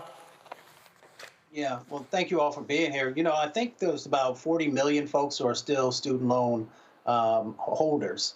I'm curious, what would you like to see the president do next, President Biden, if given the opportunity, is reelected? I would say keep fighting. So we have the SAFE plan that got stalled yesterday, or various aspects of it. That's not the only air in the quiver. So we have other opportunities to continue to push for student debt relief, to lower that burden or alleviate that burden for borrowers.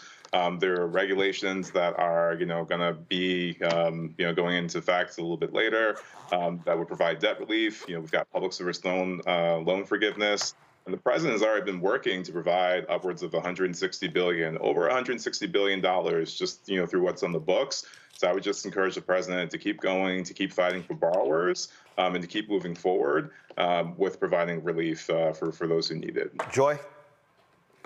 Yeah, I mean, I would encourage the same. Not only, as I mentioned, social workers and other categories of people that really need that relief, and then going further, as I mentioned, and not only those that we encourage to seek the education to service their community and our greater good, but then how are we making sure that they have the salary necessary to continue to raise and grow their families and invest in their communities? And some of those public service workers that we're talking about, whether they be public school teachers, social workers, firefighters, any of those, they're also suffering from low income, right? Of being able to grow families, buy houses, or things of that nature. So I would encourage the president to not only continue these programs that continue to reduce debt, but what can we do to infuse more into the economies of these communities and these public servants and folks who are in our communities to make sure they have the resources necessary to continue to thrive. Randy? I'm so happy you both are here to show a real representation of who benefits from these loan forgiveness programs, because they try to put us in a negative light. I would love to ask if you think that the pushback, the vitriol against these programs is race-based in some cases. Hell yeah. No.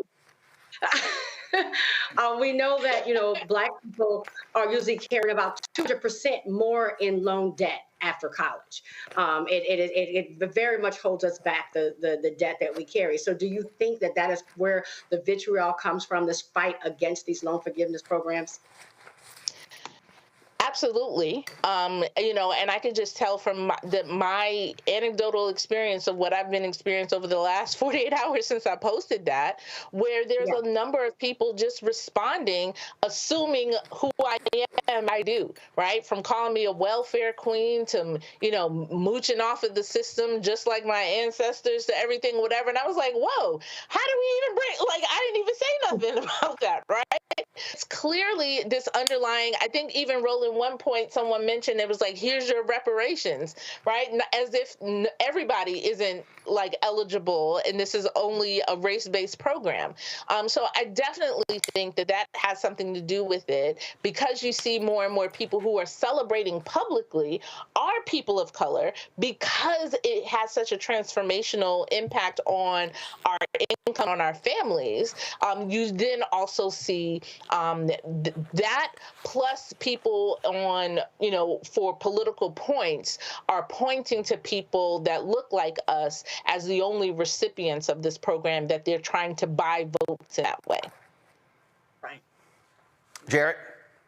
Yeah, I would just add, I think we have to be really careful in stewarding opportunity. So we're seeing this concerted effort in forgiveness on the back end.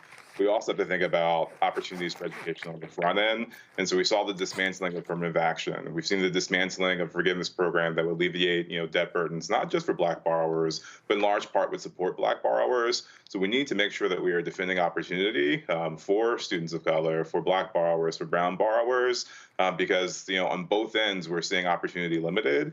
And I don't think that's by accident. And I'm going to say this for the last time, well, probably won't be the last time, when the question was asked, what advice do you have for President Joe Biden? This is really for him, for Vice President Kamala Harris, and for their campaign. My God, if you're going to take advantage of a win, do it. I don't understand why, when they have rallies and other events, they don't say, before I get into my remarks, or when they are touting student loan debt relief, they haven't already identified 5 people in the audience from whatever city they're speaking in, and they say, could Jim stand up? Could Laura stand up? Could L. Joy stand up? Could Angelica stand up? Y'all, these 5 people here standing up, they have collectively had $500,000 in student loan debt relief canceled. And like the sister who made a comment in our chat, they can, if you have proper vetting, you can say, and because of that, she was able to buy a house. Because of that, this is what was done. And then you say, as a matter of fact, if there's anybody else in this room who has gotten student loan debt relief, please stand up. And then that's when you say, and this is one thing that Trump does, you say to all the media in the back, the cameras in the back, I want y'all to get to this and feel free to talk to these folks afterwards so they can explain to you the benefits of this program. I don't understand why they don't do that. That is the most basic. Every preacher knows that when you say, who we sent to school. That's what you do. They, for the life of me, when they do this, they sit here and go, we've forgiven so 167 billion. The average person don't understand that. But they understand that person sitting right next to them.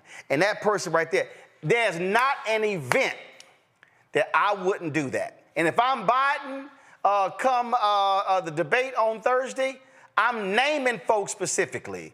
Jim so-and-so from this, so-and-so from this. That's what you do. And I keep saying this. This is my commercial. This is how I would do the commercial. My commercial would say, it would show L. Joy's face, and all she would say is, thanks, Joe. And beneath it would say, L. Joy Williams, X amount forgiven. And then it'd be her husband next. Hell, I have both of them in the frame together. L. Joy and her husband. And he go, thanks, Joe. And she go, thanks, Joe. Or they say it together. My whole commercial would be, thanks, Joe. Thanks, Joe. Thanks, Joe. And at the end, it would be a slide. 167 or 170 billion forgiven, 4.4, whatever the number is. And then, boom. I approve this message. To me, that's basic as hell. And you show some white folks, some black folks, some Latino folks, some Asian folks, some Native American folks, some folks with some blue hair, some pink hair, some black hair. You show everybody because you send the message that this who benefits. But that's just me. All right, Jared, L. Joy, I appreciate y'all. Thank you so very much. Joy, tell everybody when your serious show come on. Oh, my serious show is Sunday Civics. I mean, you got all that big ass background behind you and the big ass microphone. You got to tell everybody, girl, you got to learn branding. See, just because you got your loan forgiven don't mean you understand branding. Let me help you out. Go ahead. I'm neglectful on wishing to the Roland Martin School of Brandon. But I have to. Sunday Civics is 9 a.m. on SiriusXM Urban View, where I teach civics using the current political landscape. So come on and join us. Yeah, she teaches civics, but she don't teach branding. I need to go on her show, and we can talk about civics and branding. All right. Jared, Joe, I appreciate it. Thanks a lot. Let me go to a commercial break, y'all, and we come back. Ooh, State Senator Louise Lucas in Virginia. All she does is pimp slap Governor Glenn Youngkin. Wait till I play for y'all the video, what she said yesterday at the rally they had dealing with reproductive rights. Oh my God, it's hilarious. Don't forget, support us in what we do. Join the Bring the Funk fan club, folks. Our goal is to get 20,000 of our fans contributing on average $50 each a year. That's $4.19 a month, 13 cents a day. It allows for us to be able to do what we do. All that we do with this show and this network, y'all, it's $195,000 a year. I started this thing with $350,000 of my own money. Buying equipment, paying staff, all of that. We started this thing with one sponsor. Here we are almost 6 years later because y'all have been so generous. So please continue that support. Send your check and money order to P.O. Box 57196, Washington, D.C. 20037-0196. Cash App, $RM Unfiltered. PayPal, R Martin Unfiltered. Venmo is RM Unfiltered. Zelle, Roland at RolandSMartin.com. Roland at RolandMartinUnfiltered.com. We'll be right back.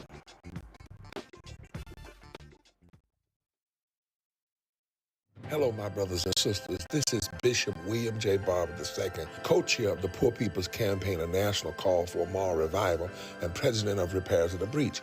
And I'm calling on you to get everybody you know to join us on Saturday, June 29th at 10 o'clock a.m. in Washington, D.C.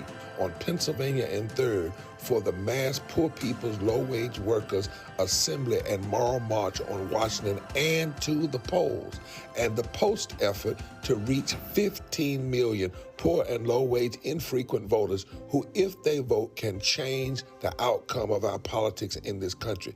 Our goal is to center the desires and the political policy agenda of poor and low-wage persons, along with moral religious leaders and advocates. Too often, poor and low-wage people are not talked about, even though in this country today, there are 135 million poor and low-wage persons. There's not a state in this country now where poor and low-wage persons do not make up at least 30% of the electorate. It is time that the issues of poor and low-wage people be at the center of our politics. Living wages, health care, things that matter in the everyday lives. We will no longer allow poverty to be the fourth leading cause of death in this country. We must let our voices be heard. Join us. Go to our website, www.poorpeoplescampaign.org. RSVP. Get others to come. Get a bus. Get a van. Get on the train. Come and let our voices be heard and our votes be felt. Lift from the bottom so that everybody rises.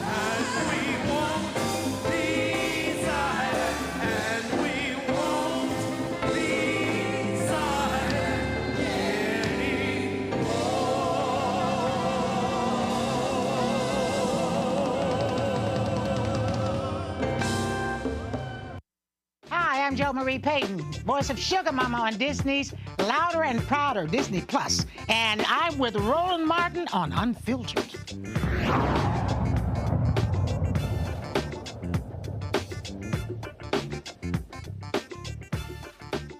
I dare say one of the most gangster politicians in America is Virginia State Senator Louise Lucas. Now, y'all, she gave Governor Glenn Youngkin, that Republican, fits in the last session and blocked his plans to bring the Washington Wizards and the Capitals and the Mystics to Virginia in a sweetheart deal. Well, yesterday in Virginia, there was a rally marking the second anniversary of the Supreme Court's Dobbs decision, which overturned Roe v. Wade. She was one of the speakers there. And Lord, I saw this comment and I told my team, y'all pull this comment with the quickness, because I gotta play this. Roll it. I know you're fine. Well, you all know why I'm walking with this cane. I had total knee surgery for keeping my foot up Glenn Youngkin's ass all session.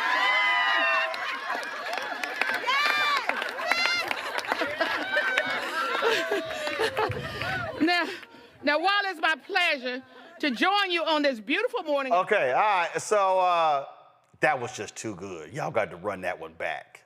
I got to run that one back because Randy enjoyed that just way too much. Well, you all know why I'm walking with this cane. I had total knee surgery for keeping my foot up Glenn Youngkin's ass all session.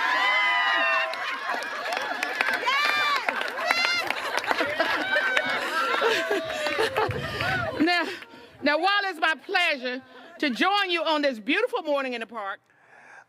Randy, she is always locked and loaded to blast his ass. You gotta love Black women, man. We're just gonna keep it real. You just gotta love us. Bravo to her. Bravo to her.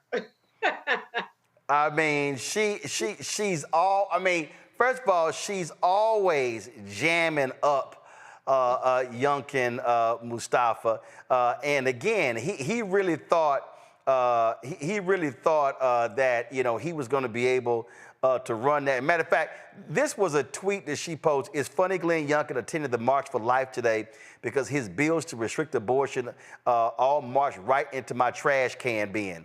That was a tweet that she posted in 2023, right there, Mustafa. Yeah, the state senator, she's not playing with folks. And I appreciate her because she uses humor, but she also puts a spotlight on the injustices that the governor continues to do.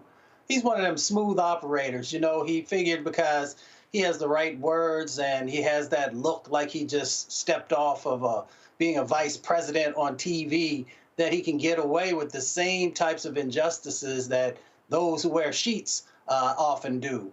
So I appreciate her by not only pulling that sheet off of him, but also showing how the policies that he's been trying to move forward on are actually very hurtful to so many different types of people. So I appreciate her, and I hope she continues to put that spotlight on him. Joe, this here was a meme that went around after that arena bill was killed by Senator Louise Lucas. Y'all go to my iPad at least. I love this one here. Youngkin and Leonis's $5 billion arena. Oh my God, that was just too funny. And she ain't got no problem sharing them. And matter of fact, somebody, who is this? Somebody sent her this DM. I don't know who this is. They said, "Get off Twitter, you old hag." She said, "You get off Twitter before I call you a parole officer." I mean, again, she ain't got no problem clapping back at folk. I love it. And I'm trying to find, oh my God, the photo I'm trying to find, y'all are going to absolutely love when I find it. Because there was a photo of when Youngkin was giving his news conference, and he was complaining about the Senate. Of course, she was over appropriations, blocking the bill. And so here he was in the news conference, and in the background was Lucas standing on the steps overlooking him, looking like this here, and just smiling. Like, I got you. Joe, that's the kind of pettiness, Joe, I love. They call me King Petty. And so I'm going to say State Senator Louise Lucas of Virginia is Queen Petty. You know, every now and then I have a case like this that makes me petty dealing with the other attorney, and I actually have one right now I'm thinking of. But, she's a real one. There's no question about it. And, the state legislature is keeping... Oh, here it is. Here's that photo right there. Here's that photo. He was talking, and she literally is standing back. Y'all, Mazoon, look at this. She look like, Yeah, she like, you actually thought... you thought you were going to get this bill, and you had to deal with this black woman right here. Oh, my God, that's just too funny. She was just chilling. And you see, I don't know who it is right next to her, but both of them are smiling like, we got your ass. Right. It's sitting there with their arms folded, like me when I'm as a Laker fan at a Clipper game. You know what I mean? So, she's a real one. Well, let's be real clear. Y'all had to fire y'all coach because y'all sucked this year. But go on right ahead. See, you brought that up. You brought that up. So you made me go get the baby powder to smack your ass because y'all were awful. We did. We're in the wilderness. But go ahead. All right, we'll finish. Find our way out. You should have finish your little point. Yeah, for sure. But, she's a real one, right? Now I'm not even focused on this anymore. But no, she's a real one. But fortunately, the state legislature is keeping them in the 21st century, keeping Virginia in the 21st century, despite what the governor's trying to do. I'm trying to find, because I know that was some other ones. But just the constant petty, and what she's constantly doing, she's constantly reminding Randy, she's constantly reminding Youngkin, you might be the governor, but you still got to come through the House and the Senate. And it kills this governor to deal with the fact that it's a black Speaker of the House, first time ever, in my frat brother Don Scott, and the most powerful state senator is this Delta State Senator Louise Lucas. It killing Youngkin that his agenda has been stifled by these two bold black folks. Oh, that's why they're so against DEI, because they just mad when we get in those positions. And when we get in those positions, you have people like Senator Lucas who are courageous. She makes her points. She's not scared to fight against him. And I am sure that he is not accustomed to that. So she's funny. of course, but she's smart and she's getting stuff done and she's blocking him from doing things that hurt us. I'm absolutely tickled. Here was another video. I got to play this. Y'all pull the audio up. Check this out. One person should be able to determine whether or not this arena goes In through? this case, yes. Why? Because I have the prerogative to do that, and because I believe it's in the best interest of the Commonwealth not to bring that arena to the Potomac Yard on the backs of the taxpayers of the Commonwealth of Virginia. I love it because, again, so we know how power works, and so she was letting them know, hold up, y'all been having the power all these years. This is what's happened. This is the video of when she was overlooking Glenn Youngkin. Her tweet says, even when I was close to defeat, I rose to my feet. Watch this. Borrowing capacity or credit rating. Still Snoop Dogg and D.I. Oh, West Coast. Still doing this. Oh my goodness. Oh my, That's my favorite line from that song. Oh my God, that's too funny. Go ahead, Joe. I stay close to defeat, and when I was close to defeat, I rolled to my feet. My life's like a soundtrack. I rolled to the beat in Virginia. Bam. Woo! Y'all go ahead and play that clip again. Go ahead and play that. I gotta hear that one last Once you time. turned on Dre, I gotta hear that one last time when she spoke yesterday. Just too funny. Roll it. I had total knee surgery for keeping my foot up Glenn Youngkin's ass all Sunday.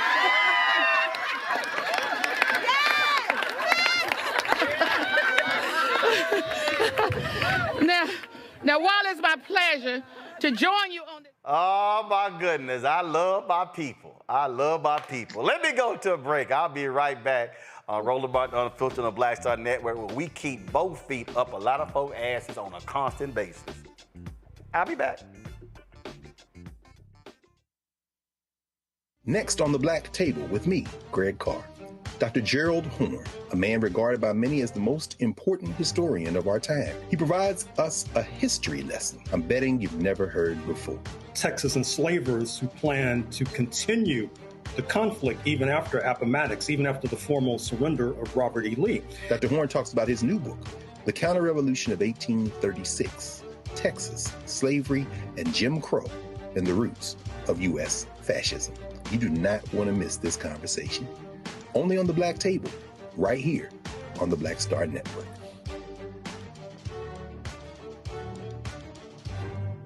On A Balanced Life, it takes a village to raise a child, and truer words have never been spoken. If you're raising a child, you know that it's a blessed challenge like no other.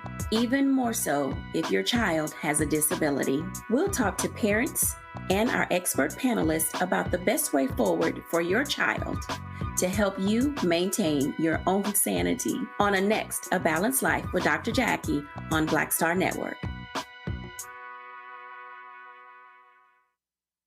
Hey, yo, what's up? This is Mr. Dalvin right here. What's up? This is KC. Sitting here representing the JODECI, that's Jodeci, right here on Roland Martin Unfiltered.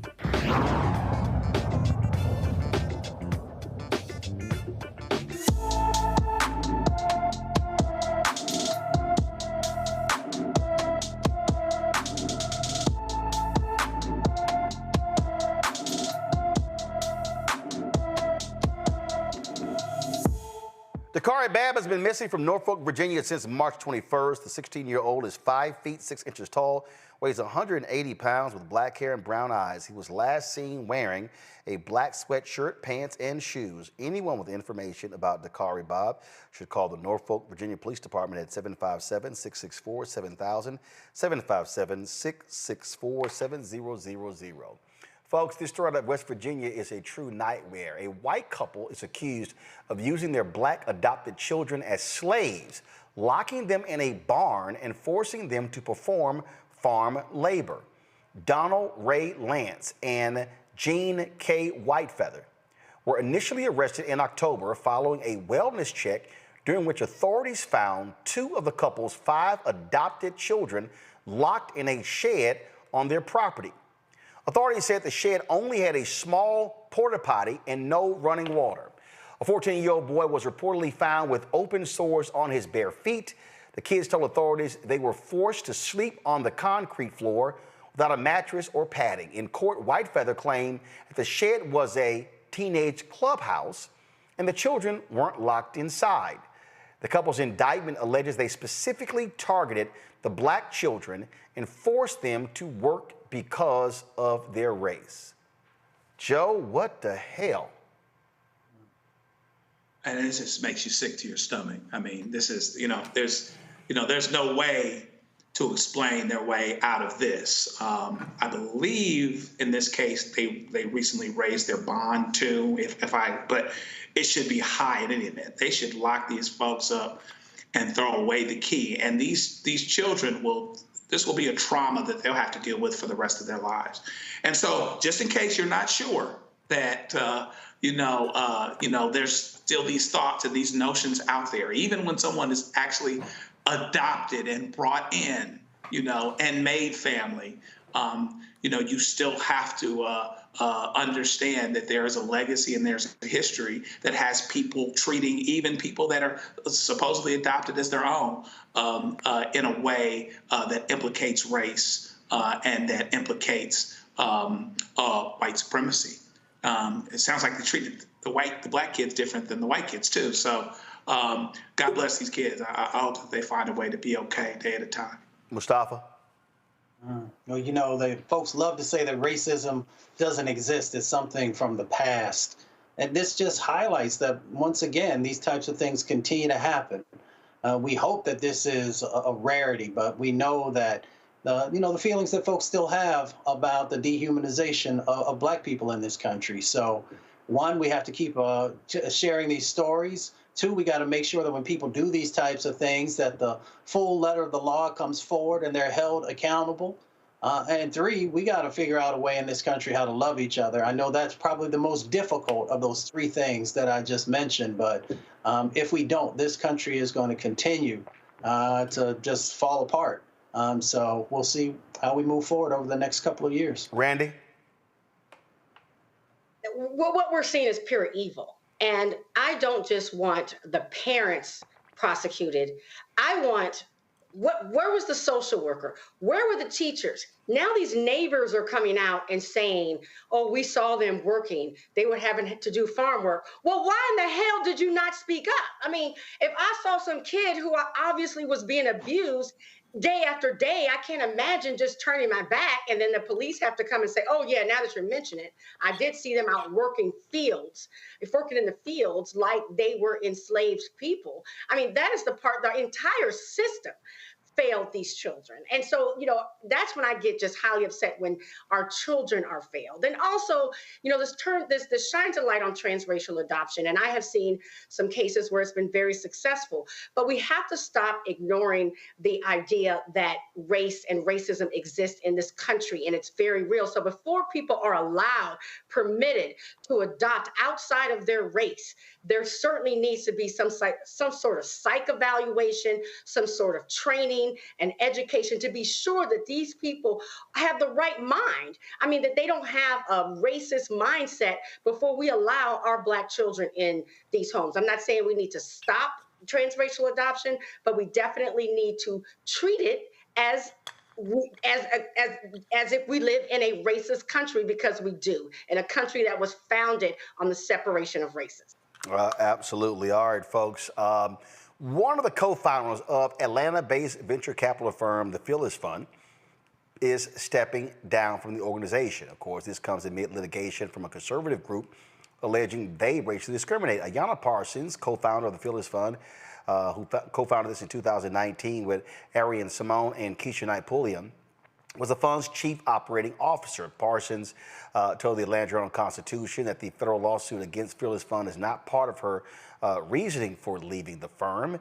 We reached out to Ayanna to come on the show, and we're trying to get her on later this week. Also, folks, let's go to Alabama, where a former Alabama sheriff's deputy is heading to federal prison following an investigation into his use of excessive force. On Monday, Elmore County cop Blake Hicks, 33 years old, was sentenced to 29 months in prison, followed by 3 years of supervised release for violently assaulting an arrestee. According to court documents, Hicks used unreasonable force against the arrestee, identified as TQ, by punching and kicking them while they were handcuffed to the ground. The victim suffered a broken cheekbone, concussion, and lacerations from Hicks' assault. This right here, Joe, is another example I keep talking about of a Department of Justice that holds police officers accountable. Right. I mean, it's huge, and it makes a big difference when you have a Justice Department that will seek out these prosecutions and not just look the other way while these things occur. Seems like we've seen a lot of these lately, and I appreciate the fact that that has been happening because that's what needs to happen. This is still out here. Inmates are still being treated a certain way when they do have rights. You can't write them off because they're inmates. They do have rights. They do have constitutional rights, and you can't ignore them. And you have to applaud a Justice Department that seeks to make sure those rights aren't ignored.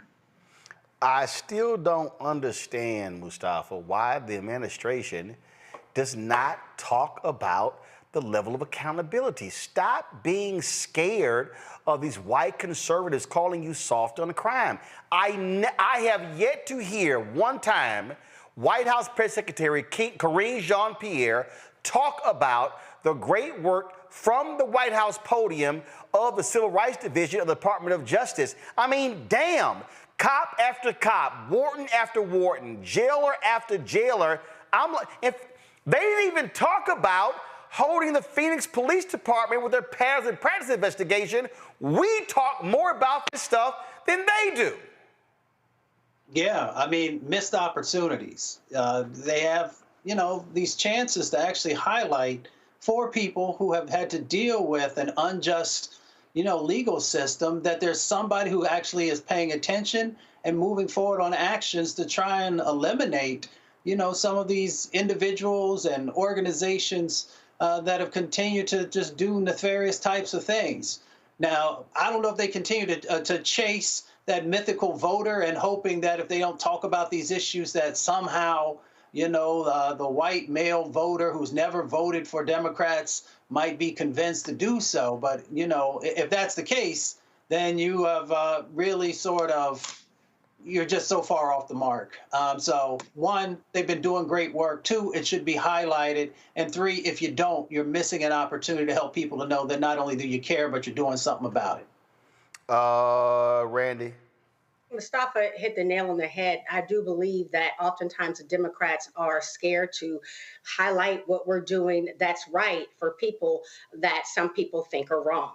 And we're not going to have those people on our team anyway. So we need to start highlighting what we're doing behind the scenes and put it up on stage and say, this is what we're doing and we're fighting for every man. Absolutely. And so for folks to understand, this is the who was attacked wasn't a black family. It was a white inmate. Let's see if I can pull this up here. Because it was Tristan Quinn. Give me 1 second. Let me pull this up. Tristan Quinn speaks to the media, the law office of McPhillips, Scheinbaum, and Montgomery. So this is the inmate. He was the one who was beaten by the cop, and so again, a white inmate. So these are the things that we see. I was trying to actually, and it was a white sheriff who actually did the beating here. And so, these are the things that we see happen all the time. And so, again, I don't understand why why this administration doesn't focus on this. Because a Kentucky man will spend 1 year and 1 day in prison after pleading guilty to committing a federal hate crime. 24-year-old Brian Adams confessed to threatening a fifth grade student over Zoom in October 2020. The Department of Justice sued Adams, said Adams hurled racial slurs towards students and teachers. He threatened to hang them by a tree. After serving his prison sentence, Adams must complete 1 year of supervised release in the District of Eastern Louisiana. Same thing. I keep talking about it. Okay, we know from the FBI report, Joe, that hate crimes is on the increase African Americans, highest group. This is the DOJ holding folks accountable. We've done numerous other stories of them getting guilty pleas for folks committing hate crimes. And the numbers let you know that this is still a problem. The numbers are going up, okay? There's a political climate that seems to facilitate it. There will always be people that will benefit from being divisive, et cetera. But what we've seen are more people that feel that they're justified, that they have a righteous indignation in terms of treating people, others, a certain way. And so this is what you have. He probably felt justified in doing what he was doing. He certainly probably didn't think he'd go to jail related to it. And so that's why it's important for folks like this to be prosecuted, for us to have our eyes open and our ears open about the reality of these particular situations. And hate crimes should not be, hate crime language, hateful language should not be allowed in threats under circumstances like these. And hopefully that will happen less, but the beginning point of it happening less is making sure it's prosecuted when it does happen. And of course, what he did here, Randy, he hacked into that particular Zoom to hurl these racial epithets. Oh, yeah, he made efforts to be hateful, but I'm glad that his butt got caught. And I'm glad that people are reporting it. I mean, I think there's another, we need to talk about not just that, yes, we are holding people accountable, but I believe that we are now more outspoken when it happens. At one time, we used to just tell ourselves, be strong. I tell people, tell it. Tell it, let people know so people will stop, because people don't stop things because they have a change of heart. But if it starts to inconvenience them or they suffer in some way, they will think twice about harming us. And again, these were fifth graders, Mustafa. Yes. Mm-hmm. Yeah, you know, that just goes to show the depravity of the individuals who are, you know, getting caught. But of course, there's a whole bunch of other folks who play these games and try and come into these rooms and say all kinds of things. What I'm curious about is when he went to prison, does he still use that same language when there are brothers and others who are standing there to check you quick? I don't think that's going to happen. I don't think that's going to happen. I don't think that's going to happen. But I say try it, because you're going to F around and find out. All right, y'all. Programming note, Thursday, we will not be live at 6 p.m. Eastern because Thursday is the presidential debate between President Joe Biden and the convicted felon Donald Trump. So beginning at 8 p.m. Eastern, we will be live right here on the Black Star Network. We've got an amazing panel lined up. If y'all want the best black coverage out there of the best coverage, period, the debate, y'all come here. Y'all know y'all barely gonna see any black people on CNN, MSNBC. Ain't gonna be no black people on Fox News. I don't know who gonna have ABC, NBC, CBS, but ain't gonna be many of us. News Nation too. And so if y'all wanna have real analysis, well, we break it all down, y'all come right here. That's 8 p.m. Eastern. We begin debate coverage. Of course, the debate begins on CNN at 9 p.m. We'll be simulcasting it, and then we'll have post-debate coverage. So y'all know how we gonna do it right here on the Black Star Network. It's gonna be straight up, bring the funk, because that's the only way we roll. Let me thank Joe, Randy, and Mustafa for being on today's panel. We surely appreciate it. Thank you so very much. Folks, that's it for us. Be sure to, again, support the work that we do. Actually, we'll do this here. You know what? I'm going to say that tomorrow. I was going to talk about some comments that Reggie Jackson made on Sunday with my man Roy Johnson in Alabama. I'm going to say that for tomorrow. So support us in what we do. Join the Bring the Funk fan club. Send your check and money order to P.O. Box 57196, Washington, D.C. 20037-0196. Cash App, $RM Unfiltered. PayPal, R. Martin Unfiltered. Venmo is RM Unfiltered. Zelle, Roland at RolandSMartin.com. Roland at RolandMartinUnfiltered.com. YouTube, folks, what the hell y'all taking? We're 45 likes away from 1,000 likes. Can y'all hurry the hell up and hit the damn button? It ain't that hard. Come on, get moving before I go off.